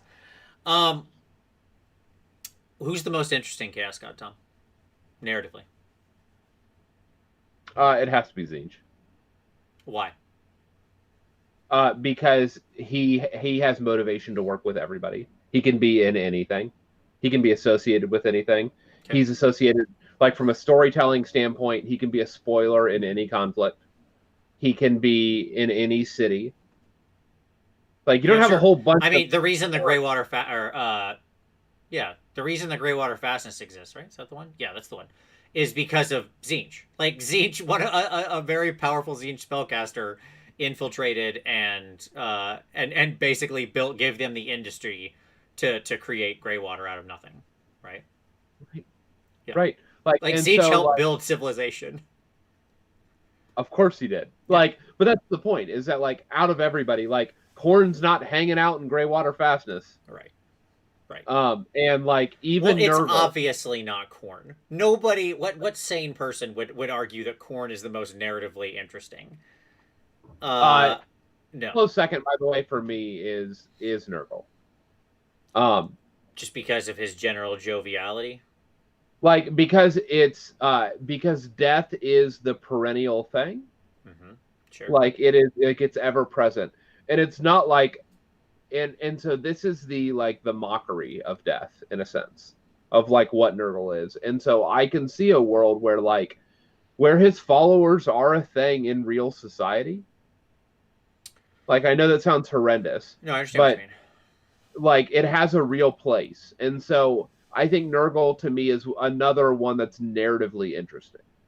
Like Slanesh and Khorne are the two that I'm just like, Wow. I definitely am not putting Slanesh in that camp. I mean, obviously I'm biased there. I agree with you on the Tzeentch. I think Tzeentch is one of the more narratively compelling ones because Tzeentch can show up as friend or foe, as instigator or solution, as dupe or pawn or mastermind, right? Like Tzeentch ends up playing kind of every role and can be showing up in all the stories. I would argue Slanesh should be at least in the discussion solely because of the narrative of what's happened with it, her, she, them. Sure. It within this current story, right? Yeah. Right. The fact that Slanesh has been so much motivation for so much of what has gone on with the elves and with Archaon and with a lot of things have been motivated. I think of everything that happened with Morathi's ascension, and when she goes back into the belly of Slanesh and feeds him all the other gods, chaos worshippers to like poison Slanesh, right? Because they can't stomach each other. They're all toxic to each other, right? Right. So I just think that Slaanesh has been used really interestingly, is what I would Sure. say, right? Sure. Within Yeah. the story of Age of Sigmar. But for me, the concept of these gods and how they're manifested in the world are uninteresting. Like that excess is uninteresting, and it's funny because I just watched the Rome, like the documentary slash like dramatization on Netflix, the series of Rome. Yeah. The first one being Caligula, like the first season Sure. was. Sure. And so like we want to talk about excess. But as far as like the way that excess is manifested in the world, I just like it's so campy to me. Yeah, I don't know. That's fine. Like, I get it. I get what you're saying. like, It's the one that makes the most sense to me. Like, say what? Slaanesh has always been the one that makes the most sense to me. Oh, of course it does. Like, yes. And I understand that, but like it just seems like it's just so uninteresting as a villain. I don't know. Sure. To me, it just represents like the Nurgle thing. I think we've all seen what having Nurgle be a little too present in the world leads to, and it's not fun. Sure. You know, Khorne is obviously not really part of the discussion of the modern world. Like that is to say, nobody's going around like, yay, you know, let's do some rage and murder en masse, right? Like, no, I think the chart of violence in the modern world is just this downward facing thing. You know, Tzeentch, I don't even know what the heck that means in the context of real humans. Like that's why Tzeentch is kind of interesting narratively because it doesn't have that. It's hard for me to tell what that even means when mapped out to people. So Tzeentch kind of has to be doing things, right? Because it isn't just like the background of disease or war and anger or excess, right? Like Tzeentch is like because it's about plotting and fate and whatever nonsense that stupid bird thinks it's all about, right? It has to be an active participant in the story, right? Right. Even when it's not known about. Right. So it's but excess is part of our everyday lives, all of us, right? Like we all are going to partake in something to too much, right? So I mean, it's such a easily readable part of the human condition, is what I would say. Sure, that's fair. That's fair. Yep, and I mean maybe it's just the way that it's mapped out and explored in like. Traditionally how that has manifested in the Warhammer tropes. Yeah, well, I mean, we can't hold the people who I don't want to get into it, but yes, Slaanesh gets the worst of it from how it's perceived. Right, and so like of all the shortcuts, because all these Chaos Gods have like these sort of heuristic shortcuts, and Slaanesh gets the worst of that. Right. Yeah. Yep. Okay. Yep. And so I don't know. I think that so my favorite two are Tzeentch and Nurgle for that sense. Sure. Like narratively, like they're just the most like I mean I get it. I think Slaanesh is a close third, with Khorne the most uninteresting. Obviously. It is the unidimensional Chaos God. Right? There's nothing narratively happening there. So, in light of that, let's talk about the Horned Rat. Well, we're going to. Hold on. He's got his own section. Well, we're right here. We're right here. And look who's next. It's the Horned Rat. Maybe it's like I kind of organized these pictures. That's why I said they're not just alphabetical. Yes, absolutely. Let's talk about the Horned Rat, Tom. Okay. So, number one, I saw somebody in the comments say, it's like Vince doesn't even think that the Horned Rat is a Chaos God. You're absolutely right. I don't think that the Horned Rat is a Chaos God. It's not. I mean, it's just not. We can try to shove that fifth Chaos God in there all you want. It's not happening. Okay? Like, one of these is not like the other. Right. Like, stop trying to make fetch happen. It's not going to happen. Yeah, I mean, the Horned Rat is more like a Lariel. Okay. Unpack that for me. I'm interested, but go ahead. He's just doing his own thing. Sure. Always. Yes. Always just doing his own thing. Yeah. like disconnected from the rest of everything. He, in that sense, he's also like Zinj. Like he may be involved or maybe not. If Nagash is there, he's certainly involved as a spoiler. But he's all about like just making his, his world and his people and doing his thing. Yeah. And he wants to become a chaos god, but he doesn't even know what that means, I don't think. Like, because again, the misdefinition that we started with, I think, is like embodied in the Horned Rat. He doesn't know what the hell the chaos gods are, but he wants the power. He wants to be like that thing. Sure. But he is an embodied. Yes. Right, right. But he is an embodied power as much as any of these other gods that we've talked about. Mm-hmm. Mm-hmm. Let me tell you why I think the Horned Rat is super cool. Because I think he is super cool. Okay, I agree with you. Embodiment of delusion. Well, he's the embodiment of a lot of different stuff. What's cool about the Horned Rat is that he has sort of 13 personalities, right? Sure. Have you watched any Doom Patrol? No. Okay, it's a good show. Check it out. At any rate, one of the characters in the Doom Patrol, Jane, she has like 64 personalities, and some of them are very nice. They all have their own superpowers. Every one of them. So when she switches personality, she switches superpowers and stuff. At any rate, some of them are very nice. Some of them are very destructive. Some of them are outright evil, terrible people. Some of them are really beneficent and kind, right? And what's fascinating about the Horned Rat's 13 personalities is there's a couple different interesting discussions about this, the sort of nature of its mind, right? And what it is. And it is always doing its own thing, even amongst itself. That is to say, like, its distinct personalities aren't in sync with each other. It will work against its other selves, its other personas, as it were, right? And it might accidentally do good sometimes. I mean, good not in the like it's setting out to be morally good, but good like it's a net positive for the realms, the things that the Horned Rat instigates, right?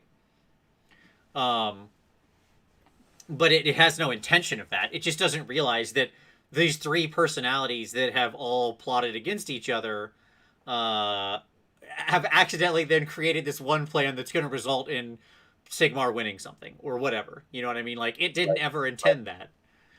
Right. So I find this completely duplicitous figure, right? That even its own followers don't really know or understand. Like, even the Vermin Lords that are manifestations of its power directly, right? Of one of its faces directly, one of its facades or whatever, still find the thing completely unknowable, right? Because they're never sure what it, like, which of the Horned Rat are they talking to, right? Sure. Yeah. So it's just a really fascinating, strange enigma of a god, because almost all of these have some kind of plan, like, or you could say what their personality is, whereas with the Horn, like, even the chaos gods themselves aren't, in and of themselves, super chaotic, right? They have agendas they're trying to achieve. They all have unified purposes. Right. Yes. And he doesn't. He doesn't. No, absolutely. The Horned Rat has like no great unified purpose. Even the idea that it wants to be a one of the full-fledged chaos gods. No, not all of the personalities do, right? Like, some of them want to just leave, and some of them don't want to mess with us at all, and whatever, right? Right. He is, in one sense, chaos incarnate. Right. Because he's just literally like a rat chasing cheese. Right. It's strange because on one hand, I hate the idea of him being like this dangler fifth chaos god, right? Where he just doesn't belong, right? Right. Because the chaos gods have been so set in our minds of the narrative, right? Yep. And their machinations against one another and against the mortal realms are all, well storied and known and stuff like that, right?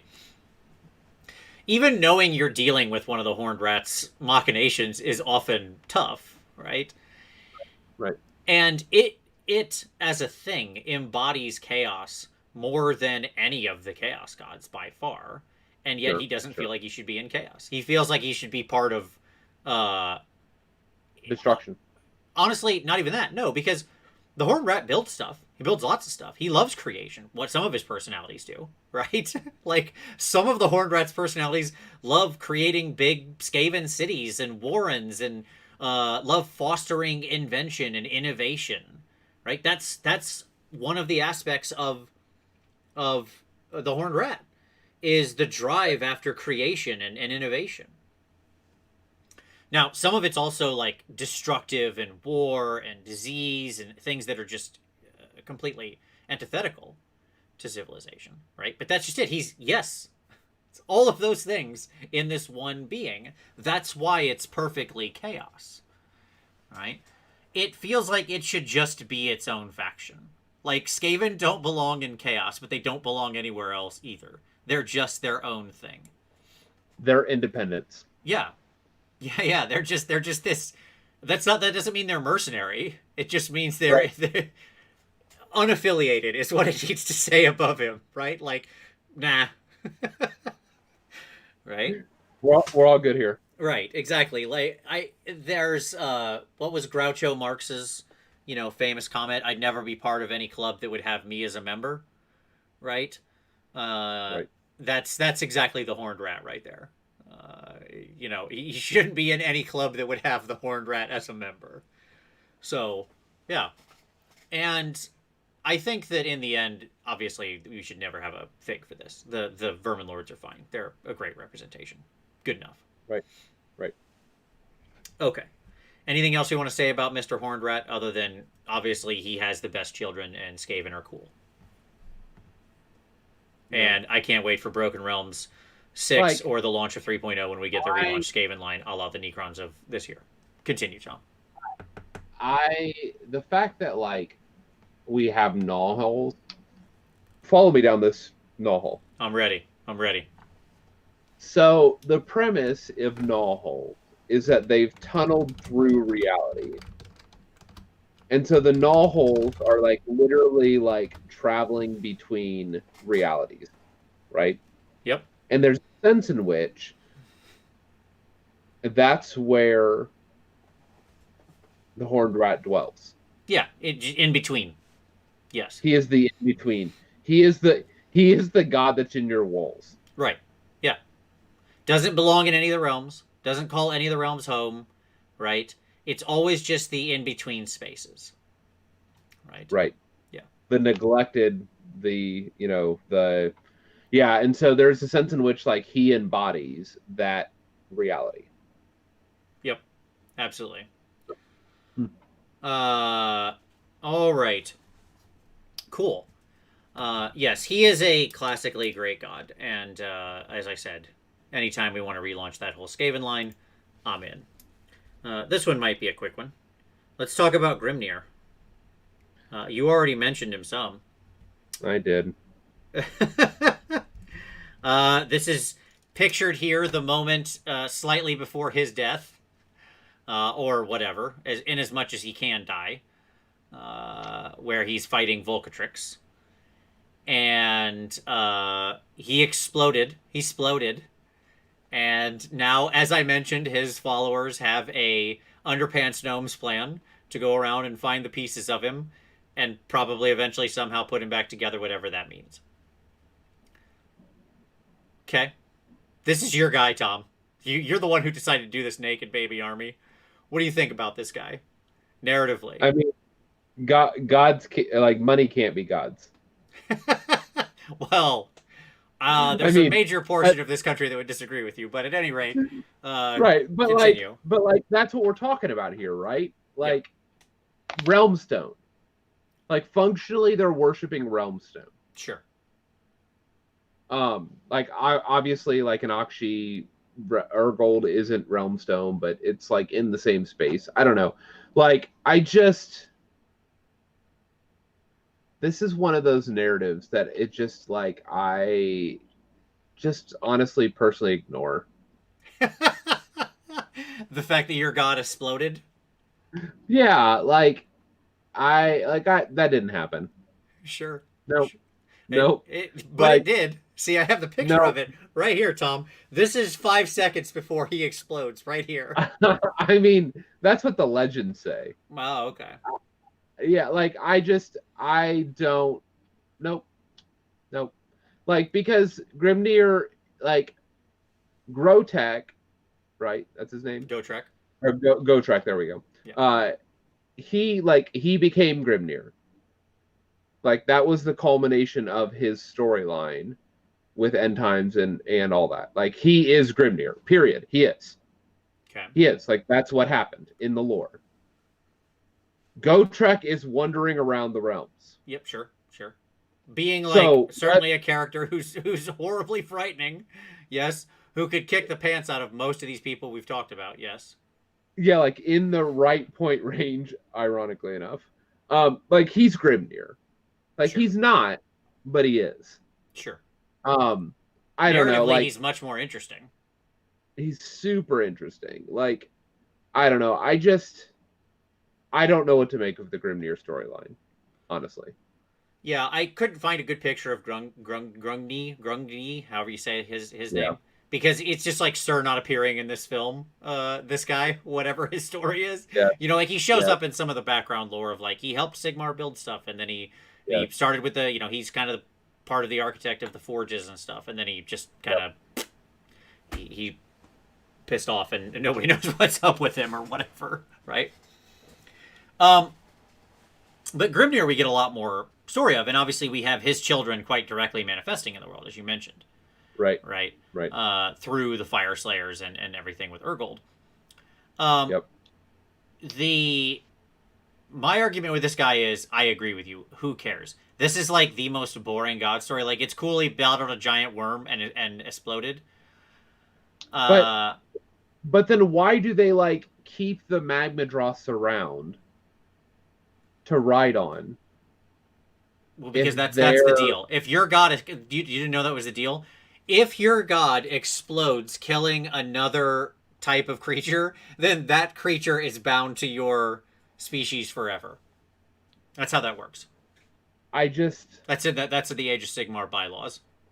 like yeah. No, But you got to explode to get the life dead. apparently. Yeah. I don't know. It's beyond me. No, he's the most boring story. Like, who cares? It doesn't like your army is boring, and you as a god are boring. And I'm sorry, but this is the way it is.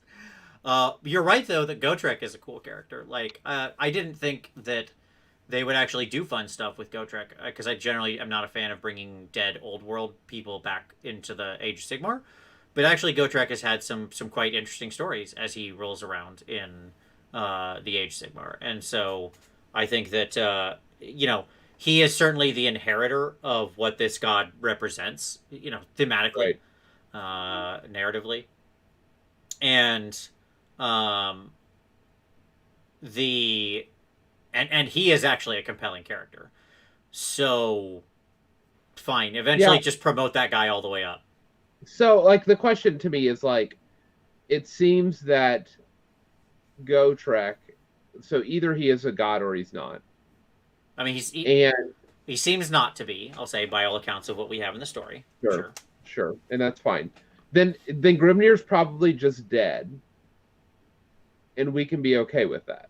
Sure, because gods can die, and yet it seems like the trajectory we're on is that in fact no, maybe they can't die, but they can be like just like Nagash is discombobulated for eons at a time. That's probably what's happened to Grimnir. Mm-hmm. It's just he's not as trained in reforming his body. I don't know.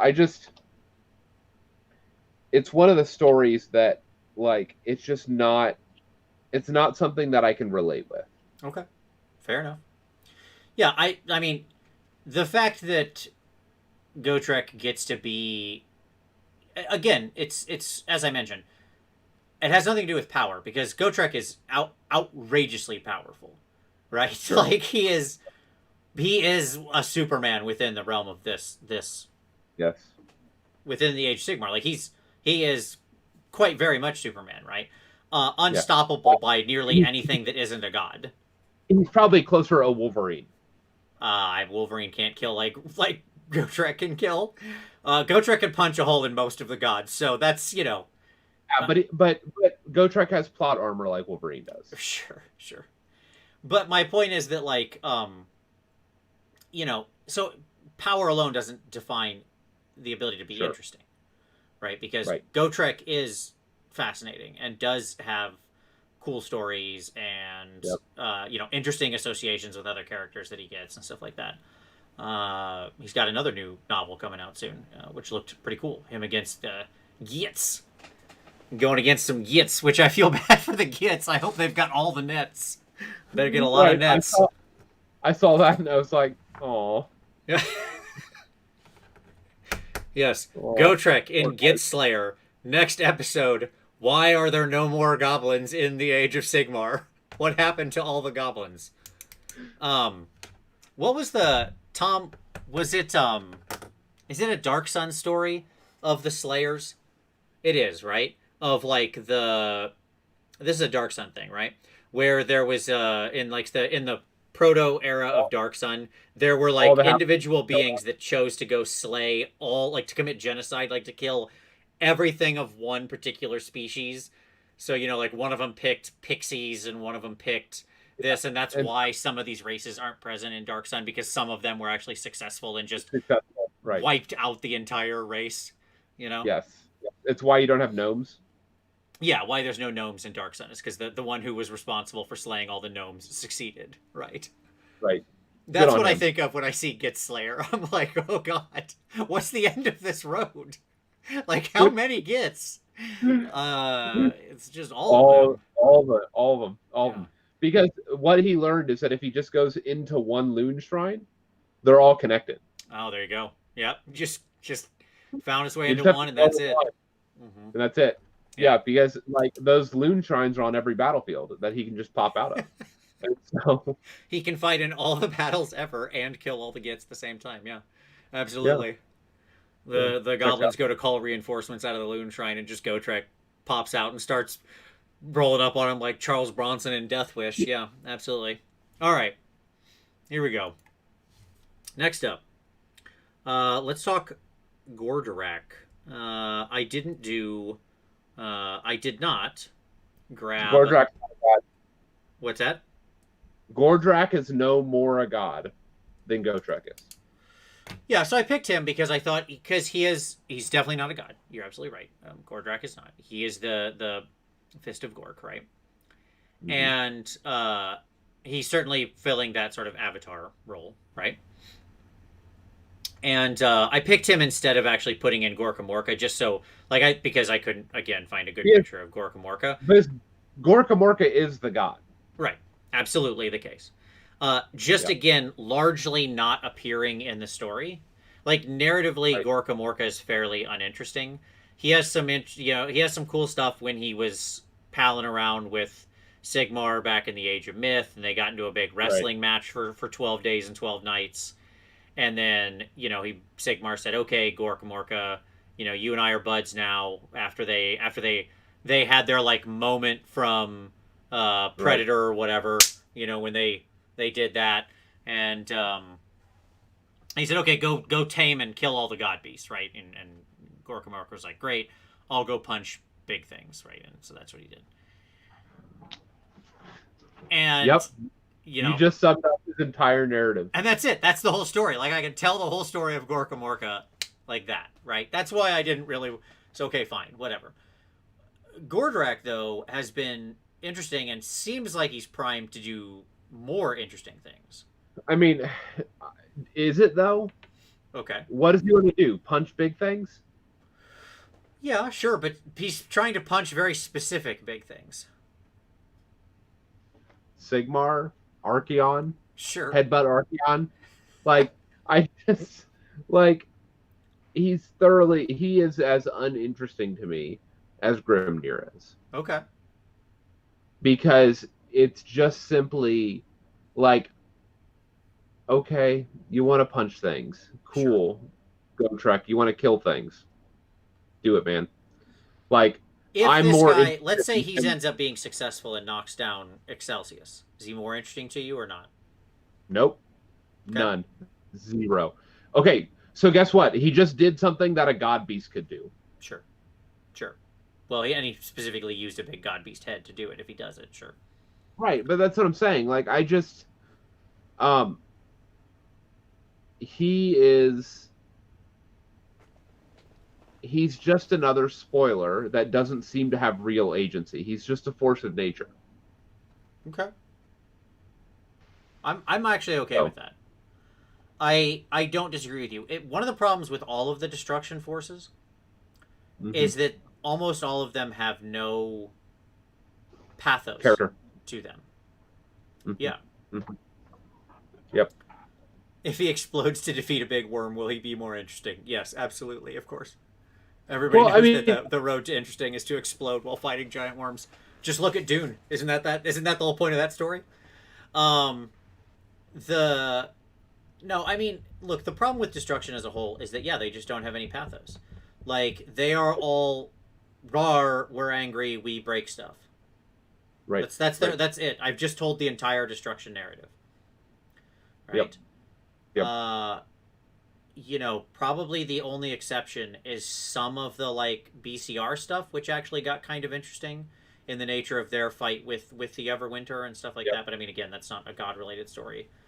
Um, right. so much of destruction is just so like Amorphous. the re. How do I want to say this? They have all the character of your average hurricane plowing into the Gulf Coast or a tornado tearing through a town in Northwest Yep, Ohio, right? Like, I yep. don't look at that story and go, wow, that hurricane had some really interesting character. Like, it accomplished stuff. It flattened a city. It destroyed a lot of homes. It Right. hurt a lot of people. There's no motivation there. Right. Right. Hmm. Hmm. And this is, Back to our conversation about agency. There's never any real agency in destruction forces. There's yeah, and effect, but there's not agency.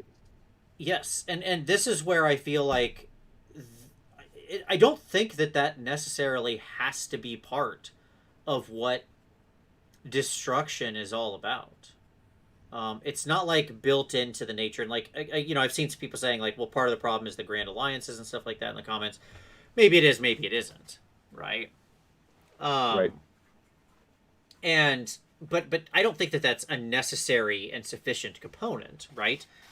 Sure. Um, oh, that's Scathe just said it so well. Destruction is a headline, not a story. Wow, is that well and succinctly put, Scathe?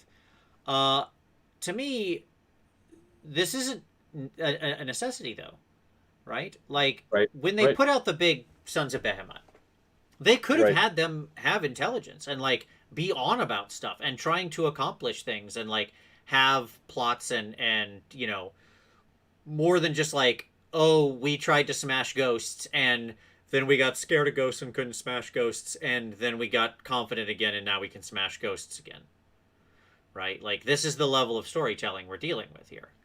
So, like, what if destruction, rather than wanting to just raise everything, Mm-hmm. was more of a not in my backyard type of mentality? Sure, like they had their territory and it's wild and untamed and they don't want you in it. Like if they took ownership of stuff in some way. Right. Yeah. Right. Right. That it's simply about, like, it is a territorial, um like, and it's not, so, like, maybe this is the articulation. Civil, like, order is about building up, right? Yeah, sure. Sure. Okay. Maybe destruction is the antithesis, in the sense that it's not about building up for building up's sake. It's about building up because it's bigger than yours. Sure. And so sometimes that means, like, I make mine bigger than yours just by bringing yours down. Mm-hmm. Mm-hmm. Yeah. Oh, we lost Tom. He'll be back in a minute. I'll keep talking. Somebody said the Orcs opposing local planning permission changes at their town council. Yes, indeed. Somebody had said in here somewhere that if you were king for a day, how would you give Gordrak character? I don't know that you can. I'm not sure that he's ever going to be fully interesting or invested. But I'll say, like, when I made the narrative behind, my Iron Jaws and my boss on Maw Crusher, I had him raised by humans, and he thinks in a tribe, and has cunning and tries to make plans, and was friends with KO because he realized that they could transport his people around, right? Like, he liked fighting and certainly was still an orc and knew that, and to maintain his power he had to give his boys good scraps, but at the same time he had his own plans and things he wanted to accomplish and stuff that he was trying to achieve, right? Besides just hey, there's a thing over there, I want to knock that thing down. And I think that's too often what a lot of destruction falls into. Is just, hey, there's that thing over there, I want to go knock it down. Hopefully Tom will be back in a minute. We'll keep going. Oh, there he is. Nice. He'll be back in a minute. He's just trying to figure out his laptop because Tom's bad. All right, but let's keep going while we're waiting. While we're waiting on Dr. Tom to return. Let's get into this guy, shall we? Malerion.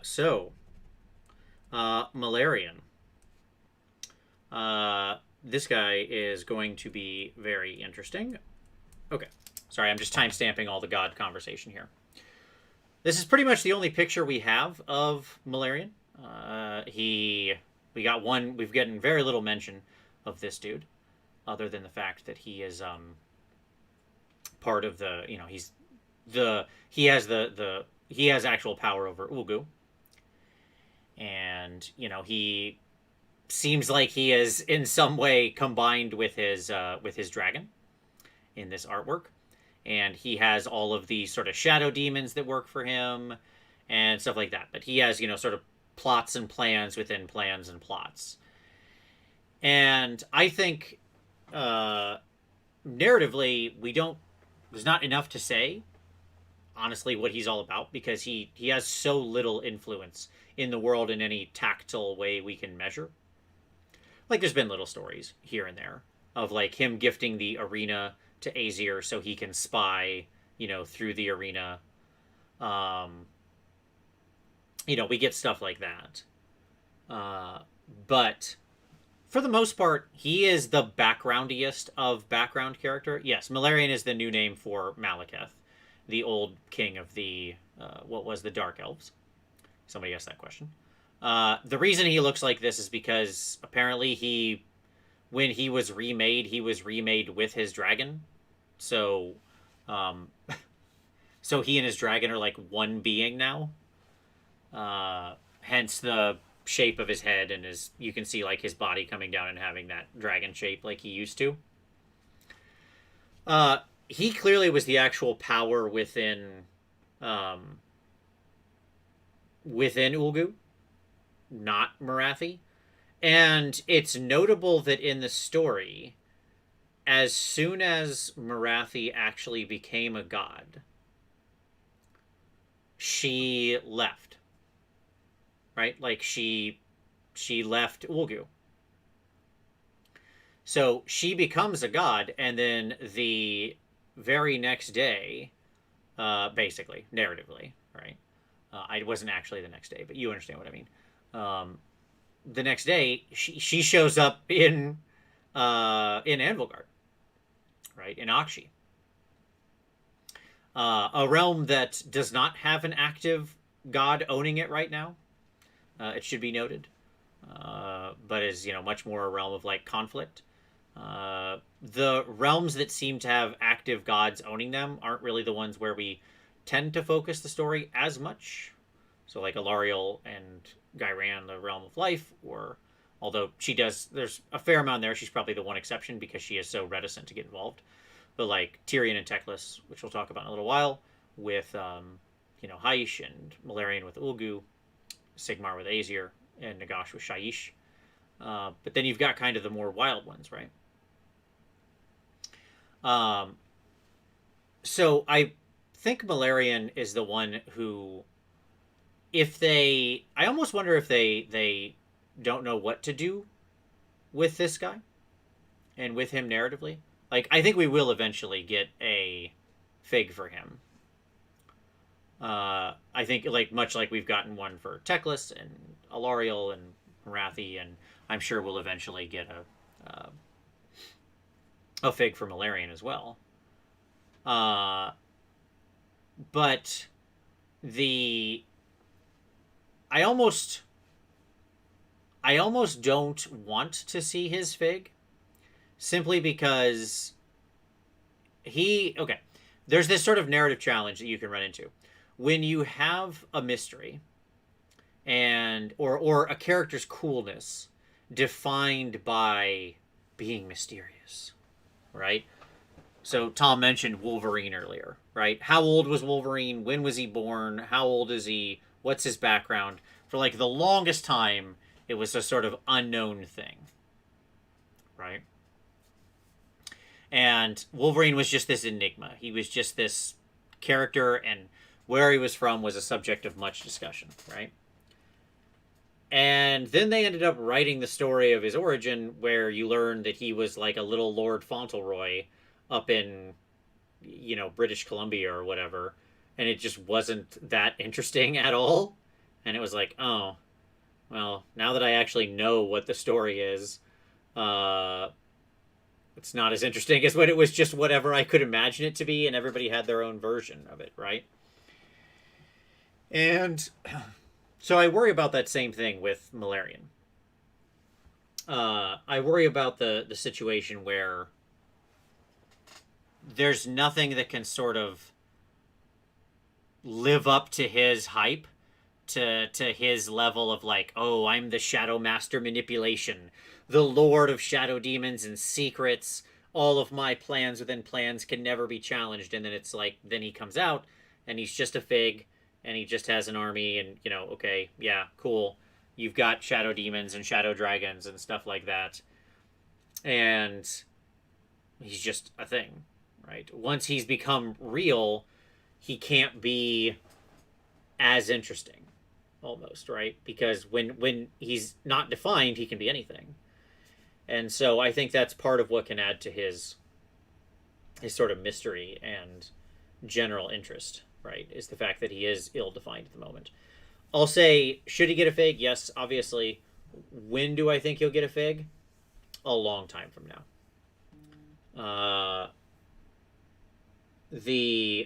I'm pretty sure that he's not going to have a fig, or this army isn't going to release until many years. I don't see this coming next year. Maybe 2022, like a while. So, but we'll see. I'm interested in ultimately what they do decide to do with him. But I think he'll be the last of the gods of this type of gods that we see.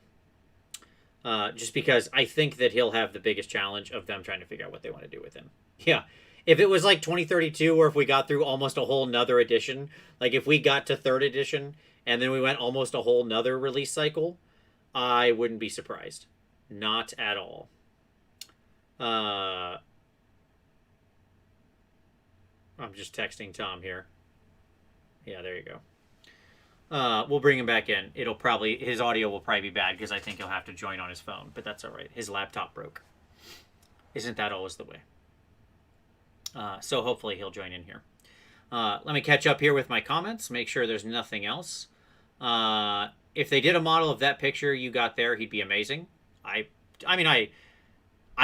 keep in mind he has a big weird snake body that comes back behind this, but yeah, I agree. This is kind of a cool thing.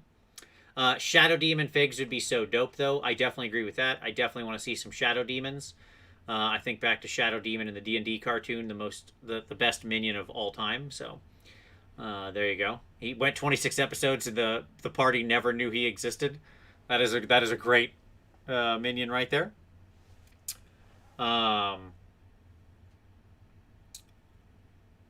I wonder. I wonder if new realms can be created as in the space between Ulgu and Heish, where Slaanesh is. Yeah, I mean they always create new realms whenever they need to. So there's always like in between spaces. I think of think of it like there are 8 planets in the solar system, right? But there can be lots of little moons and asteroids and comets sailing through and whatever else they want. All right. What if he's like 4,000 points and doesn't have an army? Yeah, I would support that. Okay. He has a big weird snake body. Yeah, that happens a lot in Warhammer. There you go. Hey, Tom's back. Let's see if we can hear you. Yeah, you sound fine. Sorry. I'm on my phone because my computer like blew up. I don't know what happened. So we'll find out later. So that's just where we're at. No, you're fine. Welcome back. Malerion is the Chaos God du jour. I have already opined on him a bunch. Anything you want to say about Malerion? He's just a big question mark right now, and we just don't know anything about him, and that's exciting to a point. I really hope that like something. So the corruption that I have espoused with regard to the Lumineth, my hope is that like what I have proposed is internal for the Lumineth, I hope is external for Malerion. Sure. Yep. And so I think the same types of things that I have suggested with the corruption that's happened from Slaanesh and all that with Malerion, I am really hoping, or with the Lumineth, I'm really hoping that they do something similar, but on the flip side, and like the inverted mirror of it, basically, for Malerion. I just want a sweet army of Shadow Demons, and I'll be happy. Shadow Demon Dragons. Sure. Let's do it. Checks out. There you go. All right. Speaking of this family, let's talk about his mom. The one that won't be denied? Yes, indeed. So Morathi, our most recent entry in the Pantheon, having recently achieved godhood in Broken Realms Morathi. Yep. Is she narratively the most interesting god? Oh, by far. There's no question. Not even, like, one, she has this whole book that was super good and actually interesting and had her doing cool things and showed pathos and action and activity and character and had her making poor choices and also interesting choices, like some good, some bad. She's had clear agency. Yep. Like she's done things in the world. We know from the beginning, we've known what she's about. Yep. Absolutely. Like, the moment when she confronts Anarian's soul is cool, but at the same time, so is the moment when she's like, hey, look, Idneth, be cool. Let's just talk this out. We're good. Right. She's like, we cool? Here, take this thing back. I'm sorry. Yeah, exactly. Here's your lantern, and I got you some bonus souls. Those are just for you. Those are some bonus nachos. You have those. Right. Sorry. I mean, she didn't actually say sorry, nor would she ever say sorry. Right. But regardless, the point being that, like, she's like, my bad. We took care of that, though. We're good now, right? Right. Exactly. And, Volturnus was like, yeah, okay, fine. Well, I'm in. Let's do this. So... And I think... he saw the power. Sure. He clearly understood what had just happened. Mm-hmm. He's not stupid, I think is what you're saying there. Right. Yeah, I mean, Morathi is definitely the most narratively interesting. She's also, pound for pound, right now, like, from a game rule perspective, she's got to have the best game rules, like, pound for point. Yeah, I think that's probably true. Right. She's super, like, mechanically, mathematically, she's, ability uniqueness, she is pound for pound. She's just knocking it out of the park. Mm-hmm. Yeah. Like, super fun to play. Up there with, like, Archaon in playing. You definitely feel like you're piloting a god. Right. Really unique and interesting because she has her two forms. Cool cool story of why she has Right. two forms, and cool play on the tabletop Right. in both her forms, right? Right. Big monster Morathi is scary as all get out and will do work. Baby Morathi is, or Morathi Kane, as she's actually called, is fantastically good at what she needs to do, which is, be an awesome caster and a backline director of the troops and stuff like that. So whether it's like Morathi is, to me, just a great success of what happens when you write a really good story and then make really good rules to reflect the really good story, right? Yep. And you get this Great. wonderful, like, Melvin kind of alignment of everything feeling like it's banging on all cylinders. Yep. Right. Yeah. And I'll be interested to see where they go with her. Did you have a chance to read the short story, the most recent one that just came out, with her forces, the IDK and the dock, rolling around and like destroying other small cities and raiding things together? Oh, Yeah, that was the most recent story. It just kind of No. came out today, but it's not. But They haven't published it yet or whatever. You know what I mean? Like, they sent it out in a letter and they'll put it up on the site in a few days. However that all works. Right. No, I haven't. But of course they would. Yeah, they're in like Flynn together for now. I think it's going to end in heartache and loss for the IDK, but hey, whatever. I mean, that's what she does. It's going to be a question of how many of the Elvish gods get to abuse the IDK by the time we're all done. Yep. So, yep, I agree. Oh, now we've got a beer bottle in frame, Tom. Your camera moved. Sorry, I'm trying to troubleshoot to get me back on normal screen. Yeah, you're fine. You're fine right now. It's all good. All right, cool. Yeah, so Morathi, awesome, big success. Let's see more like her. Give Alariel the Morathi treatment, and we've got a winner. We got a winner chicken dinner. In her story and what she's doing and what's going on in her life, and give her like goals and dreams and things she's willing to mess up or accomplish or fail or succeed. Right. Yeah. Right. Yeah. Yes, I agree. Just do that. Yeah. Okay, well, it's time. We weren't going to, of course, not discuss this big boy, right? Nagash. Big Papa Nagash. Yeah, the Lord of Death, ruler of Shaiish. I could not care less about this guy. I find him to be so narratively boring. I was about to say boring. Absolutely. Like, here's the deal. His Mortarks, he needs to explode and disintegrate into 100 different pieces, and each own Mortark. Yep. The Mortarks are warring to become the new avatar of Nagash. Sure. And so a bit of Nagash whispering in each one. Sure. Like Archaon is the true believer, right? And so they're like, and so make the identity of Nagash like Rome. Yep. Where Rome is in everybody, right? Yes. And so, but it's a bunch of like functionally city states, which are the fiefdoms of the Mortarks. Mm-hmm. And only by unifying can, which they'll never do because it's perpetual civil war, right? I don't know. I just make death interesting. It's funny because this guy's had so much narrative attention, right? Like, this is not like a case of Ilariel or some of the other gods we mentioned. It's static now. I mean, well, yeah, but this guy's had a lot of story to it, right? His whole Black Pyramid thing, he's the one who gave us endless spells. Yep. Right? Yep. The problem with Nagash is that ultimately his plans are stupid.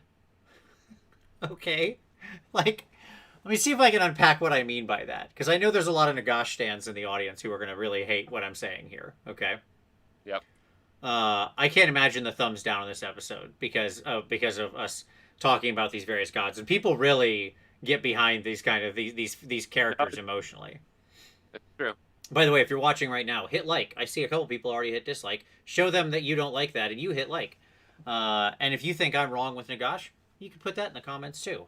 By all means, tell me why I'm wrong because I'd love to hear it.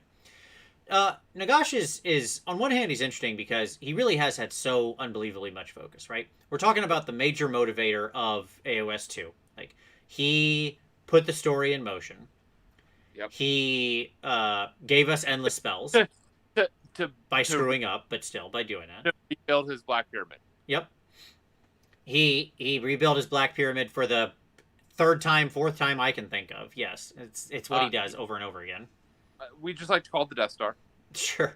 Yes. Yes. Like the Empire in Star Wars, he just keeps rebuilding that pyramid, man, and people keep blowing it up. One of these days, though, it's going to stick. One of these days, it's going to work for him. A little bit bigger. Make it planet-sized. Yeah, absolutely. So, I mean, like, the guy clearly has goals. It's not that we don't know what he wants. Right? We do. What he wants is to kill all life in the realms. Right? Yep. And to have a perfect oneness of everything under him.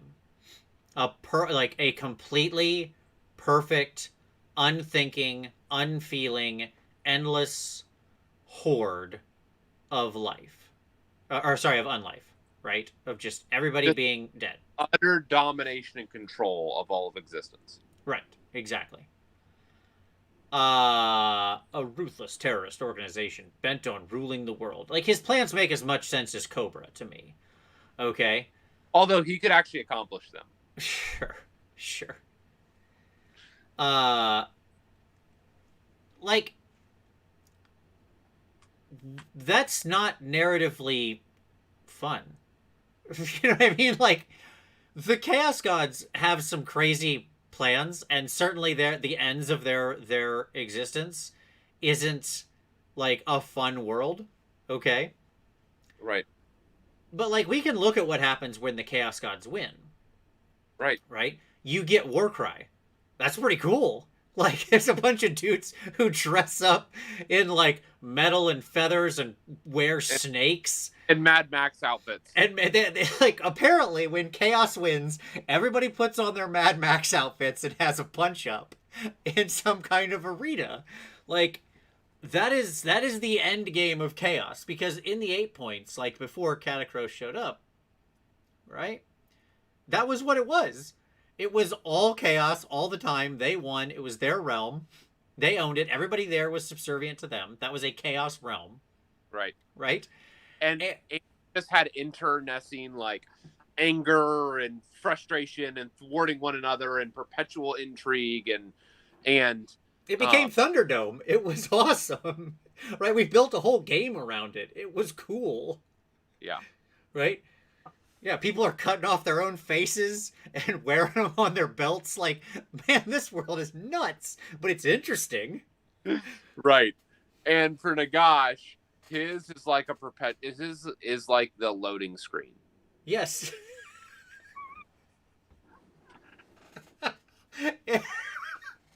That's exactly right. If Nagash wins, it's just a perpetual loading screen. That's it. Nothing interesting ever happens. It's just spinning forever. Right? Yep. Nothing ever changes. Nothing ever gets built. Nothing interesting happens. Like, you know, there's a moment in one of the stories where it's actually from Slaanesh point of view. Yeah. Where Slaanesh sort of sees what Nagash is planning and thinks about the world, right, where Nagash wins. This sort of horrible world, lacking in emotion and excess, in desire. Yep. Right? Because ultimately, even the Mortarks are just slaves to Nagash's will, right? Like, they have their own pseudo personalities, but if Nagash says do something, they have to do it, right? They don't actually have any true free will.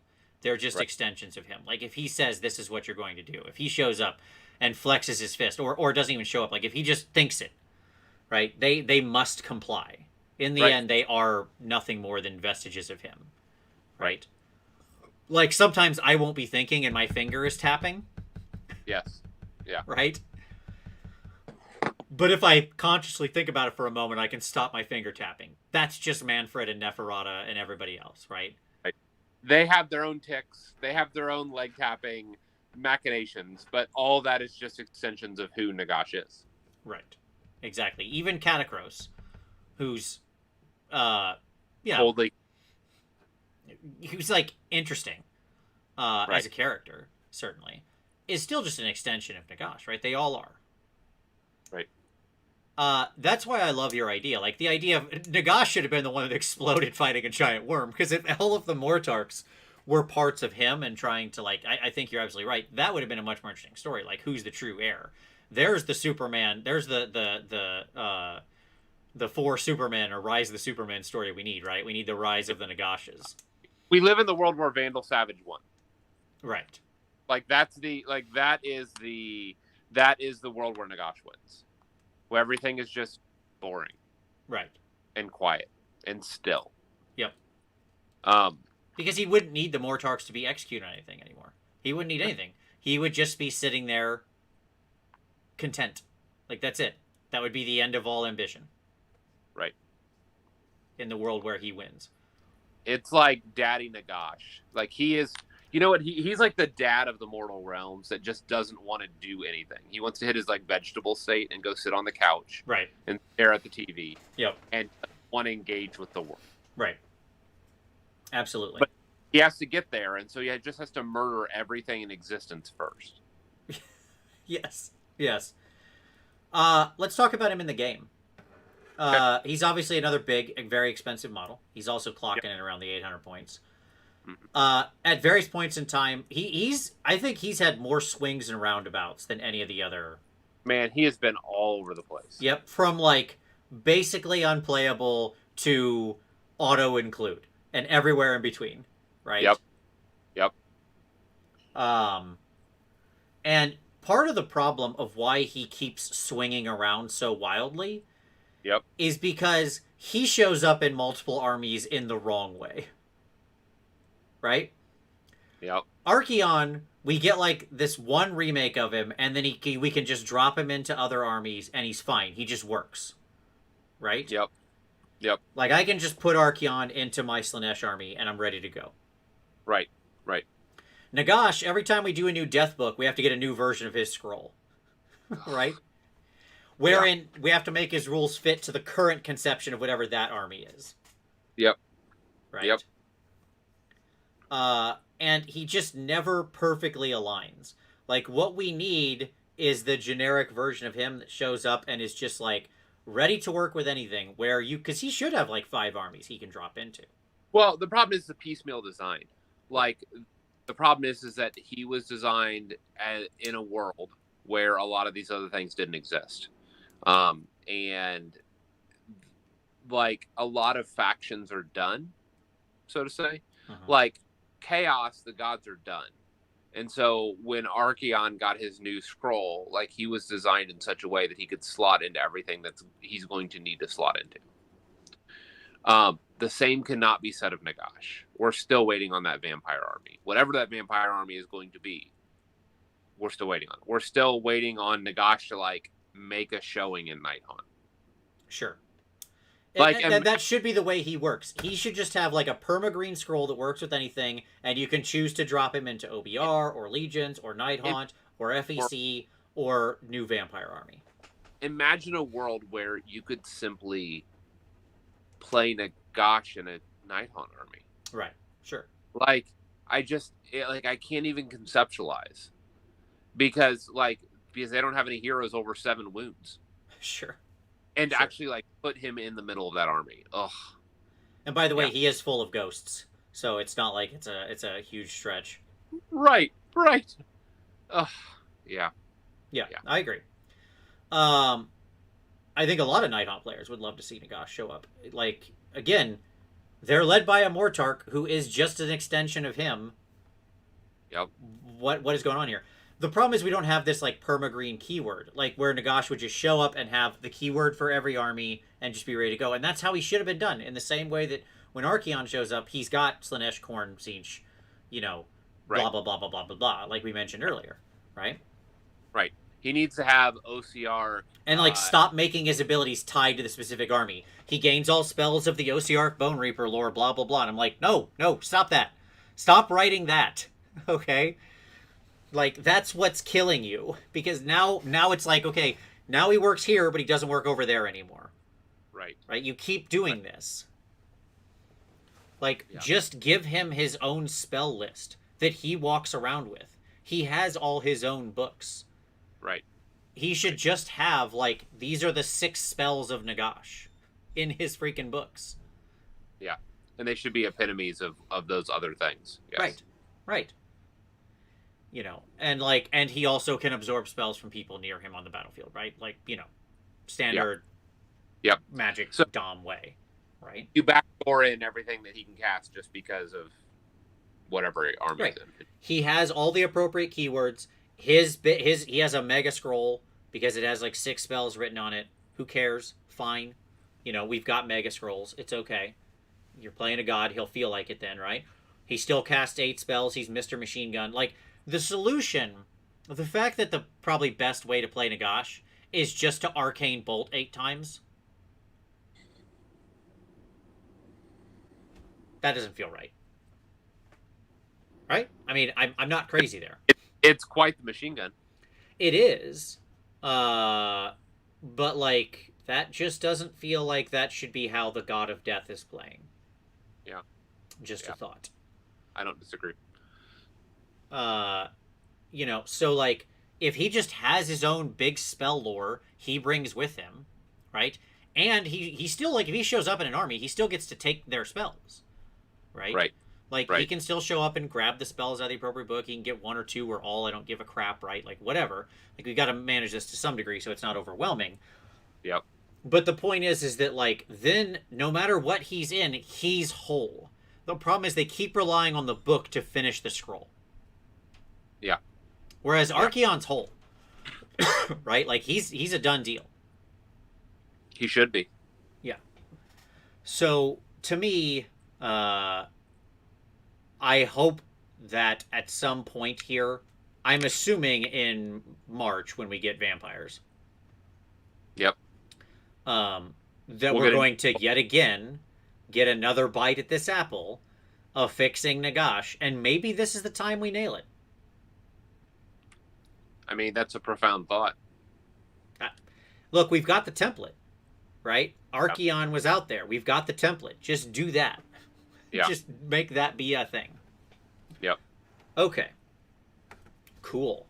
Sigmar. Here we go. Give me a second. Okay. I think Tom's going to rejoin with his laptop while I talk about Sigmar for a moment. Oh, there you go. You're back. That was fast. That was fast, Tom. Are you back? Thanks. There we go. All right, Sigmar. Should never have rules. I love the fact that he is clearly the most powerful of all of the good guy gods. He is the founder of the realms. He is the founder of the feast, as it were. You know, the survivor of the old world who clung to the core of the old world, has the protected heavens. Sigmar's awesome.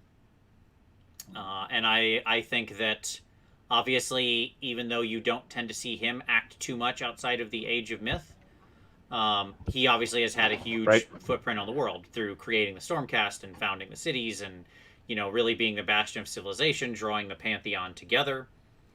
You know, I think Sigmar works as this sort of Zeus-like figure, right? Flawed, but Like but awesome. I mean, that's the bottom line. He is the closest thing we have to the Chaos Gods on the Order side.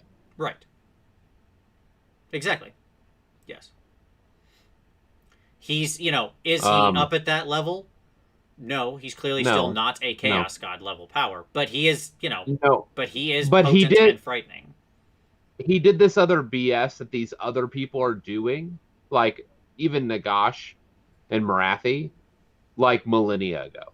Right. Like he went and played in the realms and, you know, hit a bunch of stuff with a hammer a long time ago. Mm-hmm. And he's like, I'm done with that. I'm not going to do that anymore.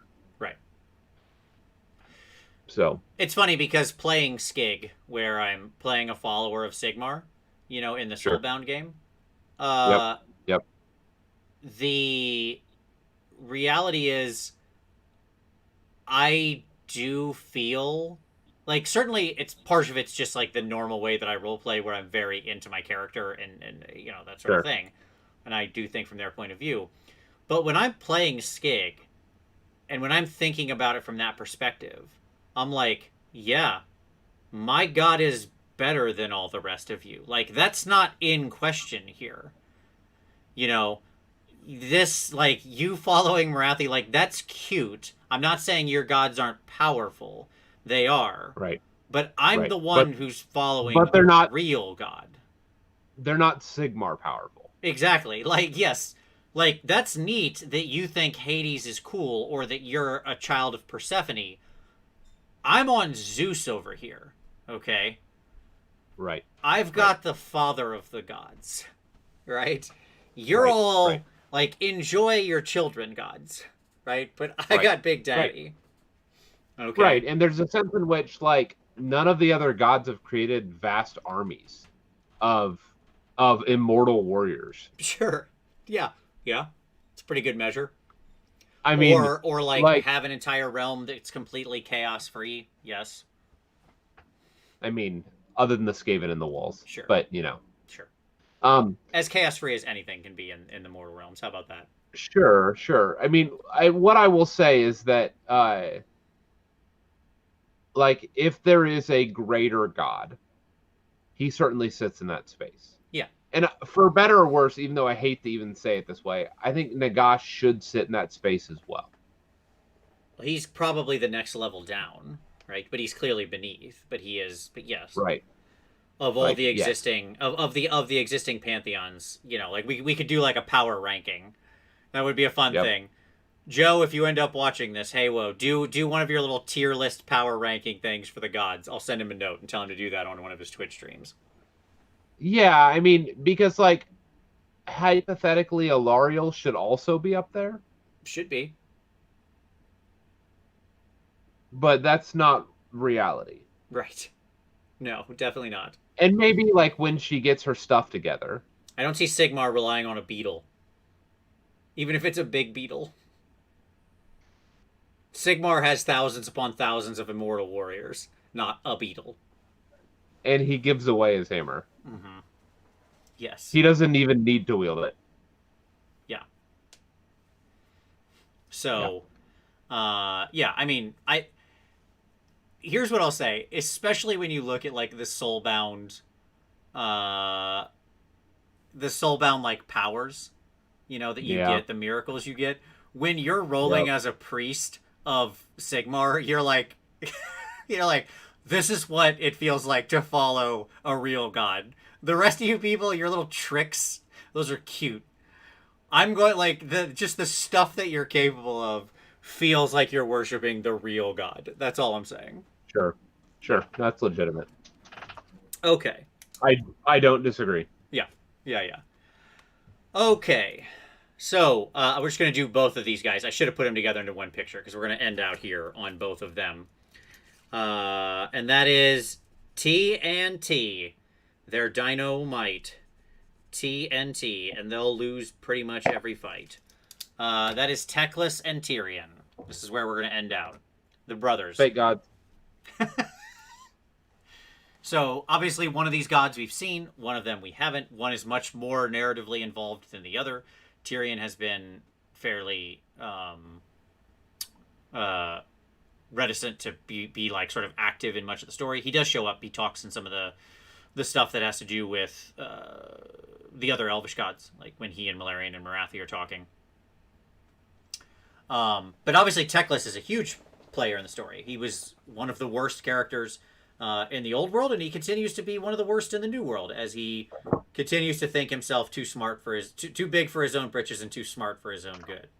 I mean, I'd love to tell you you're wrong, but I don't know that that's the case. I think he's a Hashit follower now, and he just doesn't know it. Well, we're not talking about that guy because he's not real. That's not a real god. Sorry. And it is a real god. But it's not though. And because that army's not real and the god's not real and it just doesn't show up. So there you go. That's how that works. I mean, it's in the lore, but okay. So the I mean, it's like standing the worst. Like if I'm making fun of people for following, like weak gods when we were talking about the existing pantheon we've talked about, trying to stand for Hashut, well, congratulations, enjoy the kids table or whatever. Why don't you just go worship some dead god from the old world? Okay, because that's basically what you're doing. No, get out of here. At any rate, Teclis, here's what I'll say about Teclis. I actually think they've done really fun things with Teclis narratively in this. Like, it's fun to make fun of Teclis. Like, he has agency. But absolutely. And what I like is that they actually have him make, like, choices that I think, well, that's kind of crappy, man. Like, say, making an entire race and then realizing that your work was flawed and then casting them down to die in an ocean, right? Well, I'm pretty sure he wanted to destroy them, and they fled and hid. Well, also, I don't remember. I think maybe Tyrion asked him to stay his hand or something like that. Like, I don't remember exactly what the yes, they did hide, but also I think Tyrion was like, just let him be or whatever. Something like that. I don't remember exactly what the story was. Yeah, I mean, he is flawed. Yes. And he's an interesting character. Yeah, like, joking aside of Teclis is the worst, it actually is his flaws that make him really cool, that make him actually compelling, right? Right. Because he does very frequently make bad choices in the narrative. I mean, not always. I'm not trying to, again, I'm dispatching with the hyperbole. Yep. But, like, he will often make bad choices, be a bad guy. You know what I mean? Like, he'll do things that are crappy, that aren't sort of worthy of somebody of his stature or whatnot, right? Yeah. And that's actually interesting because he is such a flawed character. Because he is haughty. He does embody a lot of what was the worst about the High Elves, right? Because he does make mistakes and then not blame himself or try to fix things, right? Of which the IDK is just one example. Like, I think that's why he's actually kind of cool, and I like him. Because if these people were all just sort of paragons of perfection, they actually wouldn't be interesting. Right. It's their flaws that actually make them relatable and interesting. Right. Yeah, exactly. I mean, I know the last time I created a massive soul atrophied pseudo sea dwelling race, I felt bad. And then I cast them into... I threw mine into the desert, not the ocean. But, whatever. We make different choices. So, what about him in the game? What do you think about Teclis in the game? I mean, he doesn't really feel like a god. Why so? What do you think? Why? That's interesting. Unpack that for me. Why so? Because of the same reason. Like, it's defenses. Okay. That he's not defensive enough? Because he is KO boat killable or something, basically? Yeah. Mm-hmm. Yeah.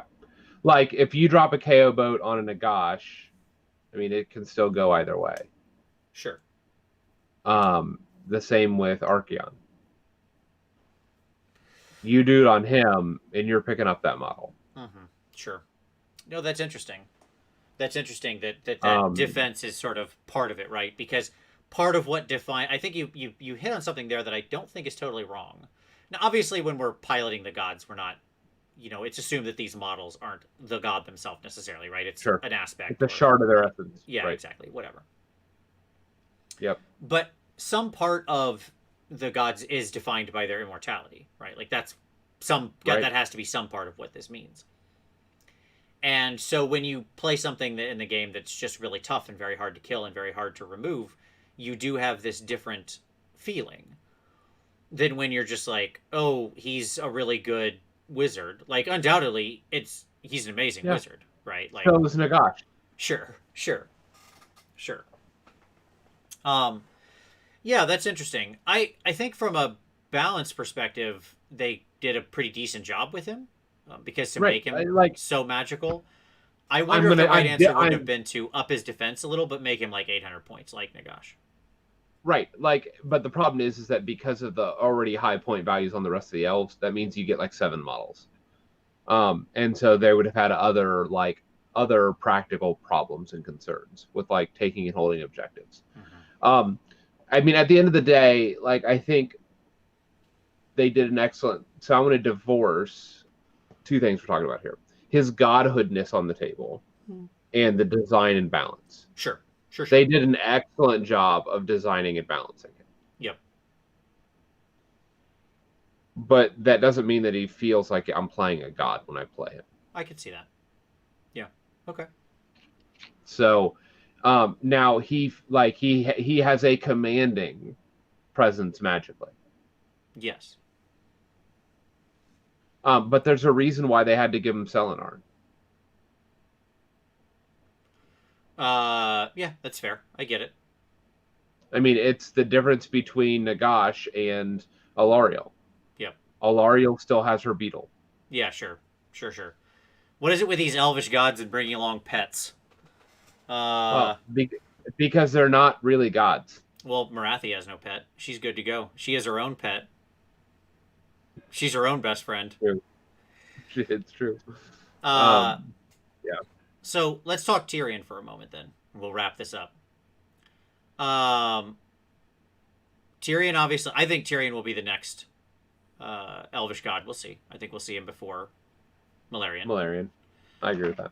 I don't know when. I still probably a while. Like, again, right. I would put both of those Elvish gods way out. So I'm saying like right. 2022 for him probably. Yep. But I think you go Tyrion next. And I think you'll have the Angel Elves and all that stuff, as well as relying on the core troops of Illuminath that we've already seen. Yep. But does Tyrion get a pet? Does he have a Nope. Does he have a friend, or is he standalone? Is he just a big angelic blind elf? No. So you go one of two ways with him. You make him a Michael style archangel. Sure. Just the biggest elf. Yep. With the a big flaming elf. blade. Mm-hmm. Or you give him his horse. Like a super horse? Yeah. Give it wings. Sure. And it is a Pegasaur or whatever. Sure, it's yeah, a there you go. Pegasus Pegasaur. unicorn. Yeah. It's a Pegasus unicorn. It's Mithrandir, whatever his old mount was, ascended to horse godhood. Mm-hmm. And Horse he godhood. has still and he has a beautiful flaming weapon. Sure. And a unicorn Pegasus mount. Okay. And then or you give it 6 wings as well, or whatever. Yep. And then all of the angel elves are like true angels, like Sarah angels. Yeah. I mean, you want to talk about what would be getting me to buy an elf army faster than you could bat an eyelash. You wouldn't even finish that sentence, and I'd have that whole army bought. I'd just be sending money to people, hoping that they would send me back elves. Yeah, 100%. No, I dig that. So, and like it would be aesthetically different than everything else that's out there. It could still call to some of the Phoenix imagery. Mm-hmm. Sure. So you could do flaming wings on the angel elves. Sure. Or ice like wings that are like dripping flame or ice. Sure. I would also like it if maybe they had eyes in them. Go mix in just a little bit of Bible elves, but that's probably too Zinchi. Yeah. Like eyes in the wings. Yeah. The problem is that it probably is a little bit too Zinchi.